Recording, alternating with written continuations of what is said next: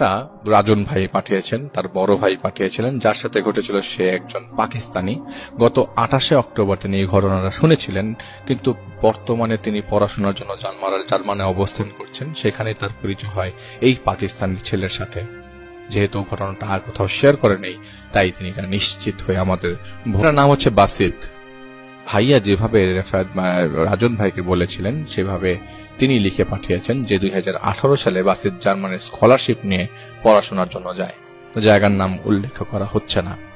সেখানে গিয়ে সে একটা বাড়িতে ওঠে, তার সাথে তার পরিচিত একজন পাকিস্তানি ও 2জন নেপালের ছেলের সাথে থাকতো। বাসাটার একটু বর্ণনা দেয়। বর্ণনাটা এরকম যে বাসাটা 2 তলা বিশিষ্ট ছিল, নিচতলায় কিচেন আর কয়েকটা রুম। নিচতলা থেকে ঘরের ভিতর দিয়ে 2 তলায় উঠে যাওয়ার সিঁড়ি ছিল।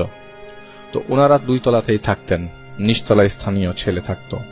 ঘটনা শুরু হয় তার সেখানে ওঠার বছরের ওই পরের বছরই 2019 সালে। ঘটনায় আসি, সেটাতে মোটামুটি রকমের তুষারপাত হচ্ছিল। তো বাসিতের একটা অভ্যাস ছিল সিগারেট ফুকার।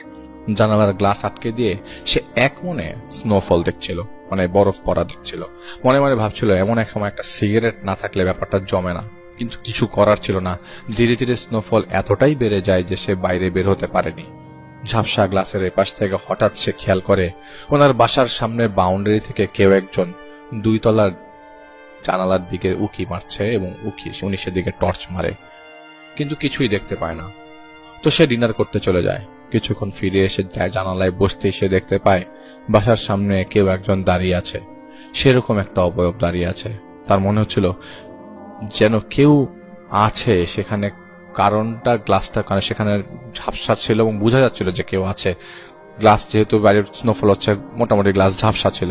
সে শিওর ছিল না যে আদৌ কিছু ছিল কি ছিল না, কারণ মোটামুটি রকমের তুষারপাত হচ্ছিল। সে অনেকক্ষণ সেদিকে তাকিয়ে থাকে না, জিনিসটা তখন নড়ছে না। সে কৌতূহলের কারণে নিজেকে ধরে রাখতে পারে না, গরম কাপড় পরে ছাতা নিয়ে বাইরে বেরিয়ে হয়ে যায়। কাছে গিয়ে দেখতে পায় সেখানে বরফ দিয়ে তৈরি করা একটা মূর্তি। অথচ বিকেলের পরেই সেই বাসায় ঢোকার সময় এরকম কিছু দেখা যায়নি। তো টর্চ মেরে ভালোভাবে লক্ষ্য করার পর সে দেখতে পায় মূর্তিটার ঘাড়ের পেছনের সাইডে রক্ত লাগা লালচে ভাব, হয় রক্ত না হয় রং। সে বুঝতে পারে কেউ তাকে ভয় দেখাচ্ছে। কিছুটা অবাক হয়ে রুমে ফিরে আসে। তিনি পাত্তা দিচ্ছিল না। বাসিত রাজন ভাইয়ের সেই ভাইকে বলছিল, আমি যতই পাত্তা না দেই জিনিসটাকে দেখে আমি খানিকটা ভয় আমি অনুভব করতে থাকি। বাসায় আড্ডা মেরে মাইন্ড ফ্রেশ করে সে তার রুমে চলে আসে শোবার জন্য। সে তার রুমে একাই থাকতো। রাতের বেলা তার ঘুম ভেঙে যায় প্রচন্ড শীতলতা অনুভব করার কারণে। সে তার টেবিল ল্যাম্প অন করেই ঘুমিয়ে যেত প্রতি রাতে। ঘুম ভাঙতেই সে চমকে ওঠে। সে দেখতে পায় তার টেবিলের পেছনে কেউ একজন দাঁড়িয়ে আছে। চেহারাটা লালচে রকমের। চোখ কচলে আবার তাকাতেই তিনি হুট করে হাওয়ায় মিলিয়ে যায় সে অবয়বটা মুহূর্তের মধ্যে। সে এটাকে হ্যালুসিনেশন ভেবে নেয় এবং হিটার নষ্ট হয়েছে কিনা সেটা চেক করার কারণে তার শীত কাজ করছিল প্রচুর। সবকিছু ঠিকঠাক করে সে আবারও শুয়ে পড়ে। রাতে তার চেঁচামেচি শুনে পাশের রুম থেকে অন্যরা ছুটে আসে। তারা এসে দেখে বাসিত খুব খারাপ ভাবে ঘেমে গেছে। তারা রুমের হিটারটা কম করে দেয়। তাকে জিজ্ঞেস করা হয় কি হয়েছে। সে বলে রাতে কেউ একজন তার রুমে এসে ভয় দেখিয়ে গেছে। যে এসেছিল তাকে সে স্বপ্নে দেখেছে মাত্রই। সে দেখছিল পার্ট টাইম জব করতে গেছে সে তার অবসরে একটা জায়গায় ফুড ডেলিভারির কাজ করত। অর্ডার নিয়ে সাইকেলে চেপে সে শহরের পশ্চিমে একটা বাড়িতে যাচ্ছিল। বাসার সামনে এসে নক করতেই একটা বৃদ্ধ লোক দরজা খুলে দেয়। বাসিত পার্সেলের প্যাকেটটা সেই লোকের হাতে তুলে দেয়। লোকটা তাকে জিজ্ঞেস করে, এত দূর কষ্ট করে এসেছো, ক্লান্ত হয়ে গেছো এবং 100% ক্লান্ত হয়েছো, ভেতরে এসো, রেস্ট নাও, তারপরে যাও। তো সে তার বাড়িতে ঢুকে যায়। লোকটা তাকে বসিয়ে রেখে ভেতরের দিকটায় যায়। অনেকক্ষণ হয়ে যায়। সে বিদায় নেবে ভাবছিল, কিন্তু লোকটা আর আসছিল না। সেই লোকটাকে উদ্দেশ্য করে ডাক দেয়। হুট করে ভেতর থেকে লোকটা পাগলের মতো চিৎকার করতে করতে তার দিকে এগিয়ে আসতে শুরু করে। বাসিত জিজ্ঞেস করে, কি হয়েছে আপনার? লোকটা ওনাকে জানায় তার মেয়েটা কেমন যেন করছে। গতকাল তার মেয়ে বাচ্চা প্রসব করেছিল, কি হলো একটু দেখো। অনুরোধ করতে থাকে। লোকটা ওখানেই দাঁড়িয়ে থাকে। বাসিত ভেতরের দিকে যেতে শুরু করে। দরজা খুলে ভেতরে তাকাতেই দেখে পুরাটা রুম অন্ধকার। নিজের হাতটা পর্যন্ত রুমের ভেতরে ঢোকালে অদৃশ্য হয়ে যাচ্ছে মনে হচ্ছিল। সে মোবাইলের ফ্ল্যাশ অন করে, ভেতরের দিকে তাকায়। সে দেখতে পায় বিছানার উপর সাদা গাউন টাইপের কিছু একটা পরা। সে ঠিক বুঝতে পারছিল না, বলতে পারছিল না। একজন মেয়ে চুলগুলো সামনে রেখে রেগে যাওয়া কুকুরের মতো অস্বাভাবিক আওয়াজ করছিল। সেটা দেখে ভাবে বোধ হয় মানসিক রোগী। ফ্ল্যাশ হাতে ভেতরে ঢুকে গিয়ে মেয়েটার কাঁধ ধরে টান দেয় সে। মেয়েটা মাথা তুলতেই বাসিত কাঁপুনে দিয়ে ওঠে। মেয়েটা তার খুব পরিচিত, সে মেয়েটাকে চিনে ফেলেছে সে। মেয়েটা কোলে রাখা ছোট্ট একটা বাচ্চার মাথাবিহীন দেহ, সদ্য জন্মানো।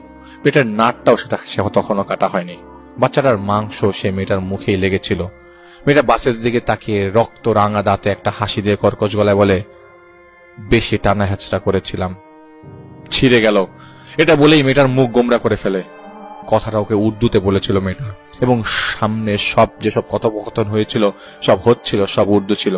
বাসিত মেয়েটার এরকম উল্টাপাল্টা কার্যকলাপ দেখে রুম থেকে দৌড় দেয়। বের এসে দেখতে পায় মেয়েটার বাবা বাসিদের দিকে পিঠ করে তাকিয়ে আছে। সে কাছে গিয়ে লোকটার কাঁধে হাত রাখতে লোকটা ওর দিকে ফিরে তাকায়। সে দেখতে পায় একটু আগেই ঘুম ভাঙার পর তার টেবিলের পিছনে যে লাল চেহারার লোকটাকে সে দেখছিল, এই লোকটা অনেকটা তার মতো হয়ে গেছে। সাথে সাথে লোকটা বাসিদের গলা চাপ দিয়ে ধরে এবং ওর ঘুম ভেঙে যায়। ও চিৎকার দিয়ে ওঠে। বাসিদের ফ্রেন্ড ওকে শান্ত করে বলে, দুঃস্বপ্ন দেখেছিস, কিছু হবে না, ঘুমিয়ে পড়ে যায়। সেদিন কোন রকম ভাবে পরদিন ওর কাছে ফোন আসে দেশের থেকে। ওর বাবা ওকে জানায় গত রাতে ওর বড় ভাই রোড অ্যাক্সিডেন্টে বেশ গুরুতরভাবে আহত হয়েছে। ডক্টররা বলে দিয়েছে বাঁচার সম্ভাবনা কম। স্পট ডেড হয়নি, এটাই ভাগ্যের ব্যাপার। সে তার বড় ভাইয়ের সাথে খুব ঘনিষ্ঠ ছিল। এরকম খবর পেয়ে তার পায়ের তলার মাটি সরে যাবার মতো অবস্থা। সে ওই মাসের শেষের দিকে দেশে আসে, কারণ তার ভাই তাকে বারবার দেখার আবদার করছিল। কিন্তু ভাগ্য যে নাই সে তার তা হবার না। দেশে যাওয়ার পর ওর বাবা জানায় যে বড় ভাই গত রাতে মারা গেছেন। বাসিত ফ্লাইটে ছিল তখন, তাই নিউজটা দেওয়া হয়নি।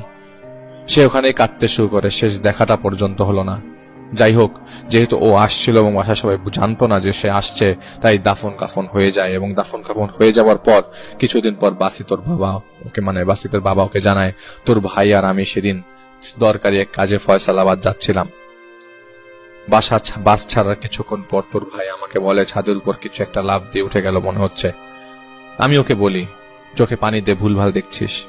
ও চোখ ধুয়ে ঘুমিয়ে যায়। কিছুক্ষণ পর চিৎকার মেরে বলতে শুরু করে, অ্যাক্সিডেন্ট হয়েছে। আমি ধমকতে বলি, কি ভুলভাল বলছিস তুই আজকে? বলে, না, ও দুঃস্বপ্ন ছিল ওটা। আমি জিজ্ঞেস করছিলাম কি দেখেছিস? তোর ভাই বলে, আমি বসে আছি, হুট করে সামনে জানালা দিয়ে লোমশ জন্তু দ্বীপের কিছু একটা বাসের ভেতরে ঢুকে পড়ে, কিন্তু কেউ তাকে দেখতে পাচ্ছিল না আমি ছাড়া। জন্তুটা আস্তে আস্তে ড্রাইভারের কাছে গিয়ে ড্রাইভারের উপর ঝাঁপিয়ে পড়ে। ড্রাইভার চিৎকার করতে শুরু করে। কন্ট্রোল হারিয়ে আমাদের বাসটা অন্য গাড়ির সাথে ধাক্কা লাগতেই আমার ঘুম ভেঙে যায়। দুঃস্বপ্ন ছিল, তাই তোর ভাই বা আমি কেউই গুরুত্ব দেইনি। যাত্রাপথে আর কোনো সমস্যা হয়নি তোর ভাইয়ের। বাস ছেড়ে আমরা তোর ফুপির বাসায় গিয়ে উঠি। পরদিন তোর ফুপা আর তোর ভাই দরকারি কাজের জন্য বের হয়। কি কাজ ছিল সেটা বাসিত আমার ভাইকে জানায়নি, যারা রাজন ভাইয়ের সেই ভাইকে জানায়নি।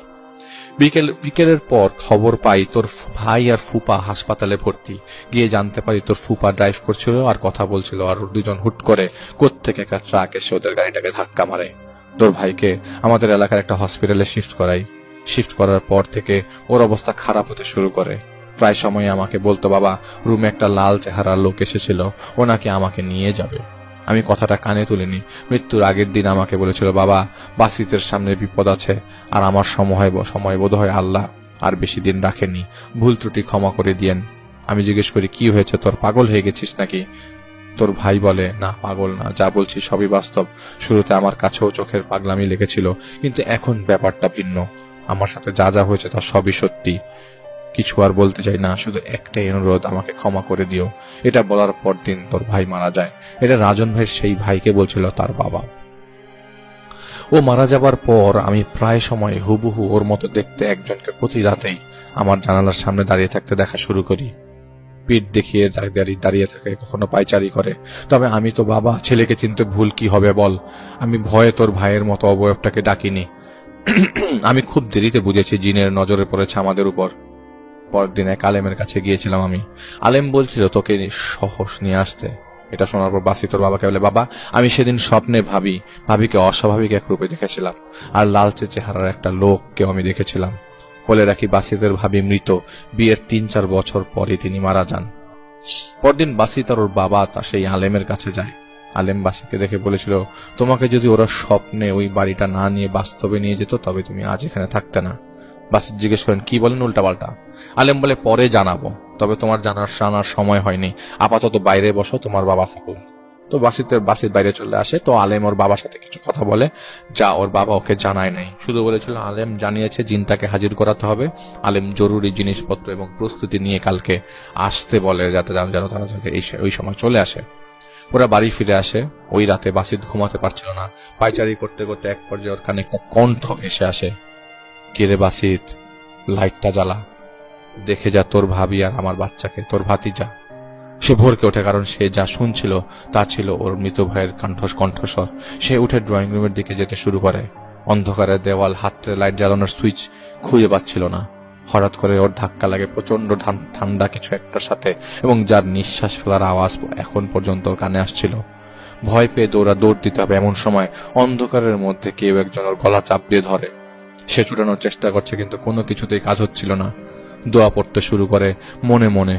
কিছুক্ষণ পর তার গলা হালকা হয়ে গেলে সে মেঝেতে গড়িয়ে যায়। এরপর আর কিছু বলতে পারেনি সে। ফজরের আজান শুনে তার হুঁশ ফিরে এলে সে নিজেকে ওই ড্রয়িং রুমেই আবিষ্কার করে। ওর বাবাকে পুরোটা খুলে বলে। আলেমের ফোন পেয়ে বাসিত তার বাবা সেখানে যায় সন্ধ্যায়। সেই ঘরে তখন শুধু বাসিত আর তার বাবা, আলেম এবং আলেমের ছেলে উপস্থিত ছিল। আলেম বলছিল ওনার ছেলের উপর জিনটাকে হাজির করানোর চেষ্টা করবে। কিছু সময় পার হওয়ার পর বাসিত অনুভব করে ঘরটা কেমন যেন একটা বিশ্রী গন্ধ আর গমগমে ভাবে পরিণত হলো। আলেমের ছেলের কণ্ঠ থেকে একটা মোটা ধ্বনি ভেসে আসে, আমাকে ডেকেছিস কেন আদমের বংশধর? কথাগুলো কিন্তু উর্দুতে হচ্ছিল। আলেম জিজ্ঞেস করে, নাম কি তোর? উত্তর আসে, নাম জানার জন্য আমাকে ডেকে এনেছিস? তোর সাহস তো কম না রে। আদম রেগে গিয়ে বলল, পিশাচের বাচ্চা, কি চাস তুই এদের কাছে? জিনটা দু হাতে মেঝেতে সজোরে কিল মেরে বাসিতের বাবার দিকে তাকিয়ে বলে, ভেবেছি বুড়োটাকে পরে নেব, আগে ওর ছেলেকে নেব, বুড়িটাকে মানে বাসিতের মা সবার পরে নিয়ে যাব। ধরেছিলাম বেটাকে কাল রাতে, ভাগ্যটা খুব ভালো ওর, আমি দেখব কতদিন ভাগ্যের জেরে ও বেঁচে থাকে। আলেম জিনকে উদ্দেশ্য করে বলে, তুই মৃত্যু দেওয়ার কে? শুনে রাখ, তোর মৃত্যু হবে আমার রব আল্লাহর ইচ্ছা মতো। কেন এদেরকে যন্ত্রণা করছিস সেটা বল। জিনটা বলে, রক্তের পরিবর্তে রক্ত, কারণটা নিজেই খুঁজে বের কর। বলেই জিনটা চলে যায়। এরপর আর হাজির করাতে পারেনি আলেম জিনটাকে। বলেছিল কিছুদিন পর জানাবেন তিনি। রাতে তারা দুজন বাড়ি ফিরে আসে। এরপর দিনের ঘটনা। বাসিতের বাবা রাতের বেলা মার্কেটে তাদের দোকান থেকে ফিরছিল। এটা পরের দিনের ঘটনা। তো হেঁটে গেলে 10 মিনিটের রাস্তা ওর বাবা হেঁটেই যাওয়া আসা করতে প্রতিদিন। সেই রাতে তিনি শর্টকাট রাস্তাটা ধরে যাচ্ছিলেন। এমন সময় তার পেছন থেকে একটা লোক এসে তাকে ক্রস করে বা তার দিকে জঙ্গলের মাঝে প্রবেশ করে। লোকটাকে দেখে ওর বাবার মনে হয়েছিল বোধহয় বখাটে ছেলেদের পাল্লায় পড়েছে, তাই এইভাবে দৌড়াচ্ছে। তিনি এই লোকটাকে ডাকতে ডাকতে পিছু নিতে শুরু করেন। একটু দূর যাওয়ার পর তিনি থেমে যান, কারণ তার অস্বস্তি বোধ হতে শুরু করে। ভেতরে ভেতরে কেমন একটা অদ্ভুত ভয় লাগছিল তার। সে ফিরে যেতে থাকে। এমন সময় শুনতে পায় ওনার পেছনে কেউ হাঁটছে। মাটিতে পড়ে থাকার পাতাগুলোর শব্দ হচ্ছে। তিনি পেছনে তাকে কাউকে দেখতে পায় না। এবার তিনি দোয়া পড়তে শুরু করেন এবং এগোতে থাকেন। ভয়ে কাঁপা কাঁপা অবস্থা। কানের কাছে ফিস ফিস করে কেউ একজন থেকে বলে, পেছনে কেন তাকিয়েছিলি? আমাকে দেখার জন্য? দেখতে চাস কত বড় কলিজা তোর? তিনি এক ভোঁ দৌড় দিয়ে জঙ্গলটা কাটিয়ে বাড়ি চলে আসেন। রাতে তিনি উঠছিলেন টয়লেটে যাবার জন্য। তো বের হয়ে আসার সময় তিনি খেয়াল করেন তার বড় ছেলের দরজার ফাঁক দিয়ে আলো দেখা যাচ্ছে। তো লাইট বন্ধ করতে তিনি তার বড় ছেলের ঘরে যান। দরজা খুলে তিনি দেখতে পান তার বড় ছেলে কি মৃত, সে ফ্যানের সাথে ঝুলছে। হাত আর পায়ে কাটা রক্ত থেকে গলগল করে রক্ত বেরোচ্ছে। তিনি আর একটা কথাও না ভেবে চিৎকার দিয়ে বসেন এবং বাসিত তার মা চলে আসে। এসে ওনারা কিছুই দেখতে পায় না সেই রুমে। পরদিন ফোন করে আলেমকে ডেকে আনা হয় এবং আলেম আসলে বাসিতের বাবা আলেমকে ঘটনা খুলে বলে এবং অনুরোধ করে যেন তাদেরকে একটা ব্যবস্থা করে দিয়ে যায়। আলেম জানায় তাবিজ ঝোলানো হারাম, এটা শিরক। নামাজ পড়েন, হেফাজতের দায়িত্ব আল্লাহর হাতে। তিনি আগামীকাল আবার আসবেন জানিয়ে যান। পরদিন এসে আলেম বাসিতের বাবাকে বলে, আপনার বড় ছেলের ঘরটা আমি দেখতে চাই। তিনি ঘরে গিয়ে দরজা আটকে দেন। ঘরে কেউ ছিল না, অথচ আলেম ঘরে ঢুকেই প্রশ্ন করতে শুরু করে, আমি জানি তুই এই ঘরে আছিস। অনেক ডাকে আলেম কাউকে কিন্তু কোনো প্রতিউত্তর শুনতে পায় না। কিছুক্ষণ পর আলেম বেরিয়ে এসে ওদের বলে, আগামীকাল বিকেলে আমার এখানে আসবেন, সব জানাবো। আলেম বাসিতকে বলেছিল, তিনি যখন ওদের বাসা থেকে বের হয়ে যাচ্ছিলেন তখন খেয়াল করেন বাসিতের বড় ভাইয়ের রুম থেকে লালচে চেহারা কেউ একজন উকি মারছে আর মুখ চেপে হাসছে। আলেম তার স্ত্রী তার ছেলেকে নিয়ে গ্রামে গিয়েছিল, কারণ ওনার স্ত্রীর পছন্দ না তার এসব জিনভূত তাড়ানোর কাজ। আলেম তার বাসায় রাতে খাবার খাচ্ছিল, এমন সময় তার দরজায় ধাক্কাধাক্কির শব্দ। তিনি উঠে দরজা খুলে দেন, কিন্তু কাউকে দেখতে পান না। দরজা আটকে আবার যেই খাবার খেতে চেয়ারে বসেছেন অমনি পুনরায় দরজায় কারো লাথি মারার শব্দ। তিনি বিরক্ত হয়ে ওঠেন। ওনার পাশের বাসায় কয়েকজন ছাত্রের ব্যাচেলার বাসা। তিনি ভেবেছিলেন ছেলেগুলো শয়তানি করছে কিনা। দরজার পাশে এসে তিনি দাঁড়িয়ে থাকেন। ধাক্কা পাওয়া মানে সাথে সাথে দরজা খুলে হাতে নাতে ধরবে, এই চিন্তা তখন আলেমের। আবারও ধাক্কা পড়ে, তিনি সাথে সাথে দরজা খুলে সামনে দাঁড়িয়ে যান, কিন্তু আশ্চর্য, এবারও দরজার সামনের জায়গাটুকু জুড়ে শূন্যতা ছাড়া কিছুই দেখতে পান না তিনি। ভেতর থেকে একটা লাঠি নিয়ে আসতে যাবার জন্য যেই পিছন ঘুরেছেন অমনি কেউ একজন তার পিঠে শক্ত ভেজা কিছু একটা ছুঁড়ে মারে। তিনি আটকে উঠে ভয় পেয়ে যান। ঘুরে তাকাতে দেখতে পান ওনার দরজার সামনে একটা ছাগলের কাটা মাথা, রক্ত লেগে ওনার পাঞ্জাবি মেঝে সব লাল। তিনি বুঝে ফেলেন এটা মানুষের কাজ নয়। বিসমিল্লাহ বলে দরজা আটকে দেন তিনি। পাক পবিত্র হয়ে শরীর বন্ধ করে উনি ওনার দরজার সামনে এসে দাঁড়িয়ে কাউকে উদ্দেশ্য করে বলতে থাকে, নিজের কাপুরুষত্বের প্রমাণ দিচ্ছিস কেন? সামনাসামনি দাঁড়াতে পারবি না জেনেও বিরক্ত করতে এসেছিস কাফেরের বংশধর।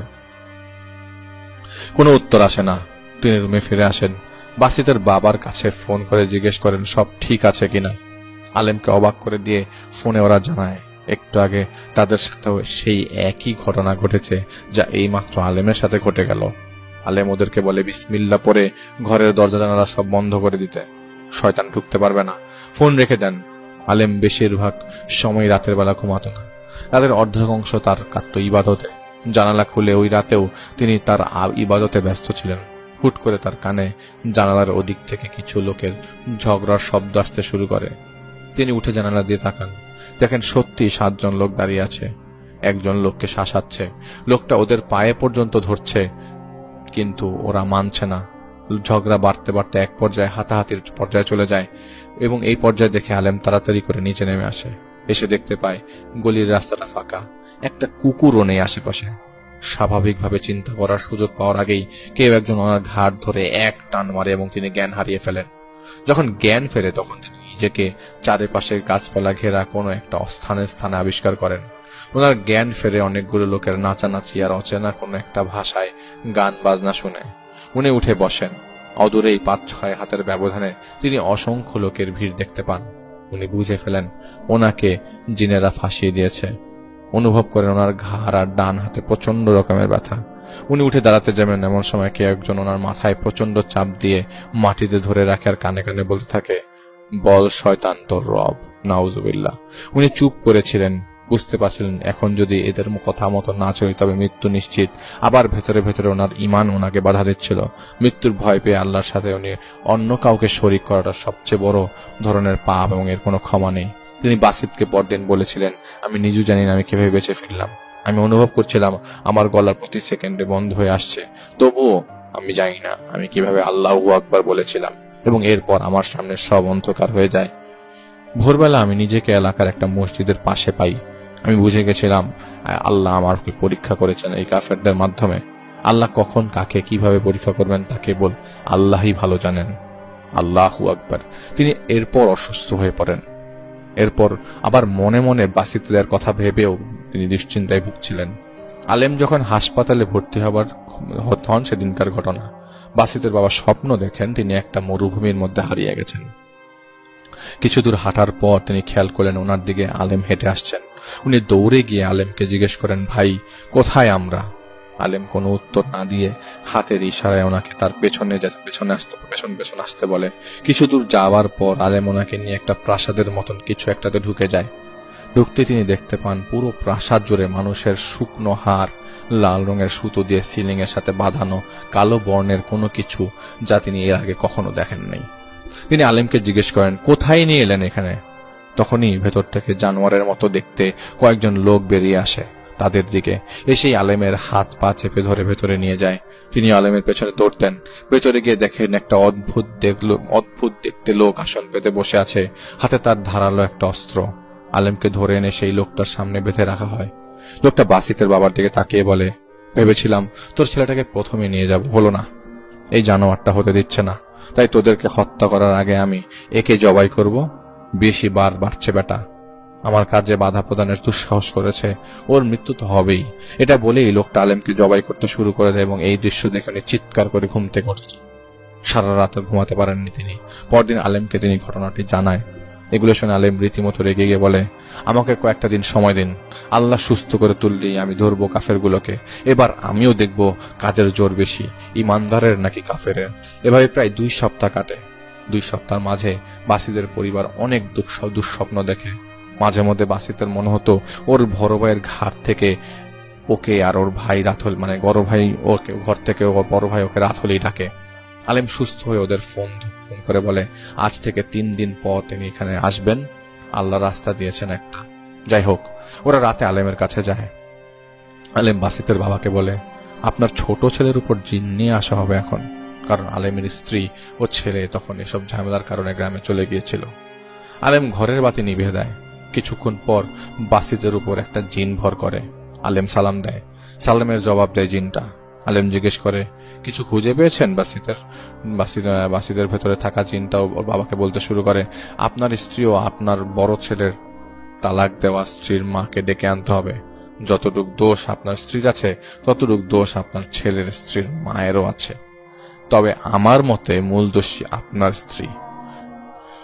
না সে এসব করতো না, আপনার ছেলের স্ত্রীর মা প্রতিশোধ নিতে এরকম পদক্ষেপ নিতে পারত। আপনার ছেলের স্ত্রীকে আপনার স্ত্রী মানে বাসিতের মা বিভিন্নভাবে বাসায় নির্যাতন করত, এমনকি আপনারাও এটা জেনেও কিছু বলতেন না। মেয়েটা খুব গরিব ঘরের ছিল, তাই মুখ বুজে সমস্ত জ্বালা যন্ত্রণা সহ্য করে নিয়ে নিজেকে মানিয়ে নেওয়া শুরু করে আপনাদের সাথে। আপনার স্ত্রী চেয়েছিল তার বান্ধবীর মেয়ের সাথে ছেলের বিয়ে করাতে, কিন্তু আপনার ছেলে শেষমেশ এই গরিব ঘরের মেয়েকেই পছন্দ করে বিয়ে করে ফেলে। এরপর থেকে শুরু হয় মেয়েটার উপর অত্যাচার। কখনো রুটি ভাজা নিয়ে খোটা, কখনো ঘর ঝাড় দিয়ে নিয়ে কথা, কখনো নিচু জাত বলে মানসিকভাবে টর্চার করা।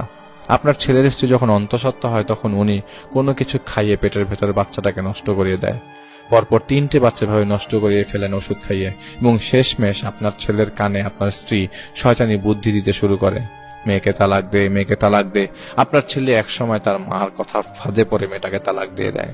মেয়েটার বাবা ছিল না, ঘরে একটা মা ছিল যে কিনা উপার্জন করতে পারত না তেমন একটা। হতাশায় ভুগতে ভুগতে মেয়েটা একদিন ফ্যানের সাথে ঝুলে আত্মহত্যা করে ফেলে। আফসোস, আত্মহত্যা করার মুহূর্তেও মেয়েটার অন্তঃসত্ত্বা ছিল। লানত এরকম কিছু উঁচু নিচ জাতপাদের ভেদাভেদ সৃষ্টি করা মূর্খদের উপর। এরপর মেয়েটার অসহায় মা পাগলের মতো হয়ে যেতে থাকে। পরে কোনোভাবে মেয়েটার মা জানতে পারে তার মেয়েকে এভাবে অত্যাচার করা হতো। মেয়েটার মা তার মেয়ের মৃত্যুর জন্য আপনাদের দায়ী মনে করা শুরু করে এবং এক ওঝার মাধ্যমে আপনাদের পেছনে জিন লেলিয়ে দেয়, কারণ সে তার মেয়েকে হারিয়েছে, যা ছিল সম্পূর্ণ নির্দোষ এবং যার গর্ভে থাকা বাচ্চাটা ছিল মাসুম। প্রথমে চেয়েছিল আপনার ছোট ছেলেকে শেষ করে দিতে, কিন্তু পারেনি। একে একে সবাইকে শেষ করে দিয়ে শুধু আপনার স্ত্রীকে বাঁচিয়ে রাখতে চেয়েছিল। সে তিলে তিলে হত্যা করতে চেয়েছিল, যেন আপনার স্ত্রীর গায়ের প্রতিটি লোম পর্যন্ত টের পেয়ে যায় মানসিক যন্ত্রণা কাকে বলে। বলছে আমার ছাত্র মানে আলেম বাধা দিতে এসেছিল বলে তাকেও মেরে ফেলতে চেয়েছিল জিনগুলো। তো আপনার স্ত্রী ছেলেকে নিয়ে ওই মহিলার কাছে যান, সপরিবারে মহিলার পা ধরে মাফ চাইবেন এবং ওনার ভরণ পোষণের দায়িত্ব নেবেন, কেননা আপনাদের জন্য উনি ওনার মেয়েকে হারিয়েছেন এবং মেয়েটার গর্ভে থাকে একটা নিষ্পাপ প্রাণও ঝরে গেছে সেদিন, যে কিনা ছিল ওই মহিলার বেঁচে থাকার একমাত্র কারণ। নিজেদের ভুলের প্রায়শ্চিত্ত করুন, ওনার দায়িত্ব নিয়ে ওনার কুফরির শাস্তি আল্লাহ ওকে সময় মতো দেবে। এসব শুনে আলেমও নিজে অনেকটা খেপে যাওয়ার মতো অবস্থা। পরদিন আলেম নিজে গিয়ে ওদেরকে সেই মহিলার কাছে নিয়ে যান এবং ওনারা ক্ষমা চান। মেয়েটার মাও ক্ষমা করে দিয়েছিল। মেয়েটার মা 2020 জুন মাসে ক্যান্সারে আক্রান্ত হয়ে মারা যায়। তো রাজন ভাই বলছেন এই ঘটনা শুনে তিনি নিজেও অনেকটা অবাক। আসলে দোষটা কার? বাসিতের মায়ের, নাকি ওর ভাইয়ের, নাকি মেয়েটার মায়ের, নাকি আমাদের সবার? আমাদের সমাজে এখনো এরকম উঁচু নিচু জাতের ভেদাভেদ আপনাদের আশেপাশে এরকম হতে দেখলে আপনারা তো প্রতিবাদ করেন না। আসলে প্রতিবাদ করছেন কি? এটা একটা প্রশ্ন সবার কাছে। তো বাসিত নাকি রাজন ভাই সেই ভাইকে বলেছিল সে তার পরিবারের এরকম লুকানো সত্য কাউকে জানাতে চায়নি কখনো।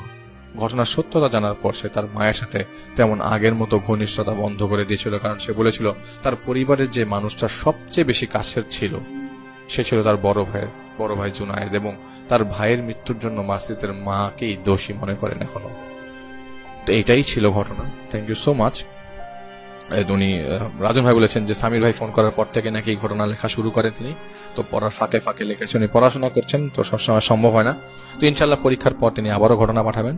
তো তিনি এইভাবে ঘটনা কালেক্ট করছেন। রাজন ভাইকে অনেক অনেক ধন্যবাদ। এটা ছোট আমার বন্ধুর সাথে ঘটে 2015 সালের ডিসেম্বর মাসের দিকে আমার গ্রামের বাড়িতে ঘটে। শীতের সময় গ্রাম অঞ্চলে খেজুরের রস অনেক ফেমাস এবং এটা আমরা সবাই জানি। একদিন আমিও আমার চাচাতো ভাই মাঝরাতে খেজুরের রস আনতে যাই।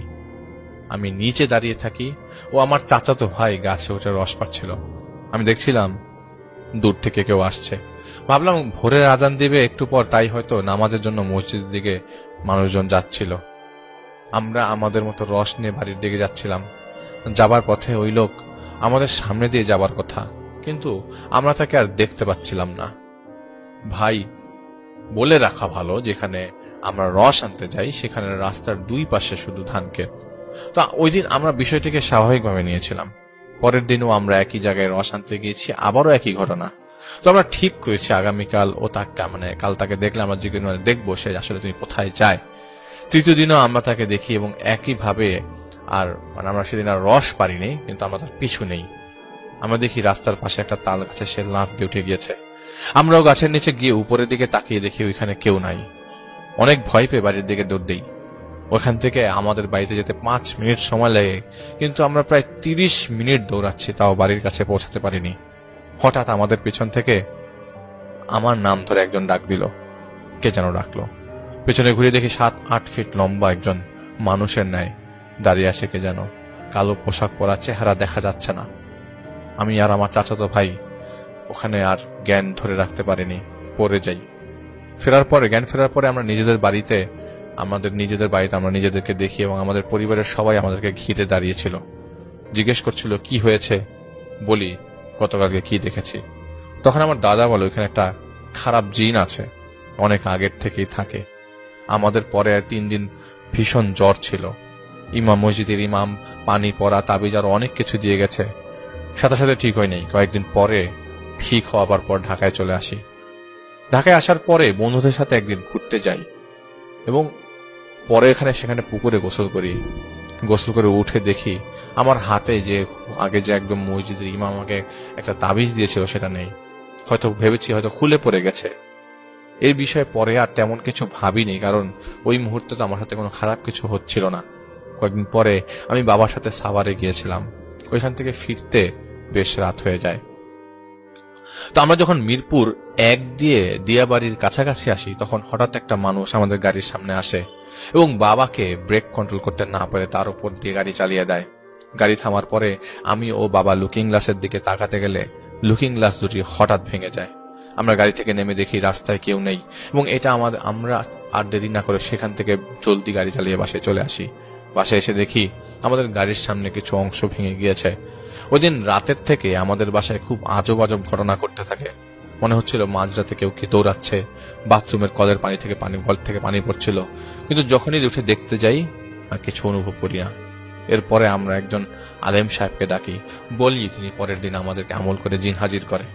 আলেম তাকে তার সমস্যার কথা জিজ্ঞেস করলে জিনটি বলে সে আমার খুব বড় ক্ষতি করবে, সে কোনোভাবেই আমাকে ছাড়বে না। তখন আলেম পানি পড়া তাবিজ দিয়ে যেমন বাসাটা বন্ধ করে যায় এবং নিয়মিত নামাজ পড়তে বলে। এরপর থেকে আমি কোথাও কোনো পুকুরে এরকম মুভমেন্ট আমি যেতাম না যেখানে আমার কোনো ক্ষতি হতো। এবং এরকম ভাবে ওই আলিম সাহেব আমাকে তাবিজ দেওয়ার পরও সেটা আমি আর কয়েকবার হারিয়ে ফেলি এবং তার কাছ থেকে আবার নিয়ে আসি। তো এরপর থেকে তেমন কিছু আর ফেস করেননি। আমাদেরকে ঘটনা পাঠিয়েছেন রাফসান রাকিব, তিনি মিরপুর থাকেন এবং এটা তার একটা ঘটনা তিনি আমাদেরকে শেয়ার করেছেন। ঠিক তেমনি বলেছিলেন যে অসময়ে মাঝে মাঝে তার মুড অনেক সুইং করে। এই মুড সুইং থেকে কিছুতেই তিনি কখনো বেরোতে পারেন না। এমনকি ওস্তাদরাও নাকি মাঝে মাঝে ঝামেলায় পোহায় তার এই মুড সুইং এর কারণে। কাছে আসতে পারে না, তিনি খুব বিরক্ত ফিল করেন, তিনি কাউকে কাছে আসতে দেন না, কারোর সাথে ঠিক মতো কথা বলেন না, নামাজ পড়ে চুপচাপ নিজের মতো এক নগর এক নাগারে তিনি নাকি ইবাদত বন্দিগিতে ব্যস্ত থাকেন। এবং তারাও ওস্তাদরাও নাকি মাঝে মধ্যে মানতে পারেন না, তারাও চেষ্টা করে। তো এইটা হচ্ছে তার জীবনের কঠিন একটা সত্য। এই কঠিন সত্যের সামনে বাকি সবকিছুই সবসময় হার মেনে যায় রেফায়েত ভাইয়ের কাছে।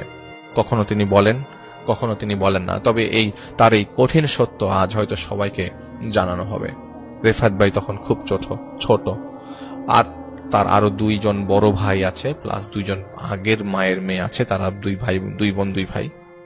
সেই আগের মা মানে রেফায়েত ভাইয়ের বাবা আগে আরেকটা বিয়ে করেছিল, সেই 4 সন্তান রেখে তার সেই মা মারা গেছে, বিধায় রেফায়েত ভাইয়ের মাকে নিয়ে বিয়ে করেছিল রেফায়েত ভাইয়ের বাবা। কিন্তু ছোট্ট রেফায়েত ভাই তো আগের এত কিছু জানতো না। সে তো এই ঘরের ছেলে। আগের মা কিভাবে মারা গেল, কেন মারা গেল, এসব কখনোই তাকে কেউ জানায়নি। রেফায়েত ভাইয়ের বাবা মার মধ্যেও প্রায় সময় ঝগড়া লাগতো। এই মায়ের সাথে ঝগড়াতে মারামারি পর্যন্ত চলে যেত, এবং এই মারামারি কন্টিনিউ করতো অনেকক্ষণ পর্যন্ত। একদিন মারতে মারতে রেফায়েত ভাইয়ের মাকে চাপকলের মধ্যে নাকি লাথি পর্যন্ত দিয়ে পুকুরের কাছে গড়াতে চলে গিয়েছিল তার মা। পাশের বাড়ির দাদি চাচারা এসে পরে তাকে উদ্ধার করে। রেফায়েত ভাইয়ের বাবাকে তখন সরিয়ে দেয় ধাক্কা মেরে। রেফায়েত ভাইয়ের ভাষ্যমতে এসব জিনিস হচ্ছে মজার জিনিস। আপনার সামনে রাস্তার কুকুরকে মারতে দেখলে হয়তো 2-1 জন দাঁড়িয়ে দৌড়িয়ে আসবে, কিন্তু কেউ যদি তার বউকে পেটায় সেই দৃশ্য ভাগাভাগি কেউ কারোর সাথে করতে চায় না। এবং বাঁচাতে তো অনেক পরে বাঁচাতে আসবে, এটা তো অনেক পরের কথা। এসব দেখে তারা মজা পায়। গভীর রাতে হঠাৎ একদিন রেফায়েত ভাইয়ের মা বাড়ি চলে যাবে বলে রেফায়েত ভাইকে নিয়ে পুকুর ঘাটে বসেছিল, কিন্তু যুদ্ধ থাকায় রেফায়েত ভাইয়ের মা সাহস করতে পারে নাই। মিলিটারিরা নাকি ওই এলাকায় বেশ প্রভাব বিস্তার করে ফেলেছে। কোন এলাকায় এটা বলার পারমিশন আমি রেফায়েত ভাইয়ের কাছ থেকে পাইনি। রেফায়েত ভাই মাঝে মাঝে দুর্বা পাতার রস তার মার শরীরে লাগিয়ে দিত ব্যথার জায়গাগুলোতে। রেফায়েত ভাইয়ের 2 ভাই এখানে থাকে না, তারা থাকে তার নানির বাড়িতে। সেই 2 ভাই ছিল, তারা রেফায়েত ভাইয়ের চেয়ে বয়সে বড়, এবং রেফায়েত ভাইয়ের বাবার অনেক রাগ দেখে তারা এখানে আসতে চায় না। রেফায়েত ভাই কখনো তার বাবার কাছে ফিরতে পারত না ভয়ে। ক্ষেত খামারে কাজ করে এসে প্রায় সময় তিনি রাগ দেখাতেন, হুক্কা টানতেন সব সময়। মাঝে মধ্যে ক্ষেতের মধ্যে হুক্কা দিয়ে আসতে গেলেও অনেক সময় দেখা যায় যে বকা খেয়ে রেফায়েত ভাইকে বাড়িতে চলে আসতে হয়েছে। তার বাবা মার মধ্যে ঝগড়া সরলে তিনি লুকাতেন তাদের ঘরের পেছনে ছিল একটা গোয়াল ঘর। বাম পাশে আর ডান পাশে ছিল একটা কচু পাতার ঝোপ। সেখানে বৃষ্টি হলে রেফায়েত ভাই খেলতেন। ওই জায়গাটা তার ছিল পছন্দের জায়গা। তার বাবা মা যদি ঝগড়া শুরু করে, রেফায়েত ভাই তখন লুকাতেন সেই ঝোপের পেছনে। রেফায়েত ভাইয়ের মায়ের বয়স তখন সর্বোচ্চ 25-26 বছর, আর রেফায়েত ভাইয়ের বয়স তখন 10 বছর। 10 বছরের রেফায়েত ভাইয়ের তখনও সব মনে ছিল, এখনো সব মনে আছে, তবে সব মনে নেই। খুব আহামরি তাদের বাসায় অভাব ছিল না, অভাব ছিল শান্তির। ঘরে শান্তি ছিল না মোটেও। তার মা অনেক চেষ্টা করেছিল কবিরাজি ওষুধের মাধ্যমে শান্তি ফিরিয়ে আনার। 1 মাস ভালো যেত, আবার সেই আগের মতো হয়ে যেত। আশেপাশের মানুষজনের সাথে রেফায়েত ভাইয়ের মা তেমন কথা বলতো না, কারণ আশেপাশের মানুষজন রেফায়েত ভাইয়ের মাকে তেমন একটা গুরুত্ব দিত না। দুর্ভিক্ষ চলাকালীন অবস্থায় চারিপাশে দুর্ভিক্ষ লেগে থাকলেও রেফায়েত ভাইদের এরিয়ার লোকজন সাহায্য করেছিল আরেক এলাকার লোকজনদের যারা দুর্ভিক্ষে পড়েছিল। তাহলে ওই এলাকায় তেমন প্রবলেম হয়নি। গোলা ভরা ধান, পুকুর ভরা মাছ তখন রেফায়েত ভাইদের বাড়িতে। একদিন রেফায়েত ভাইয়ের মা রান্না করছিল।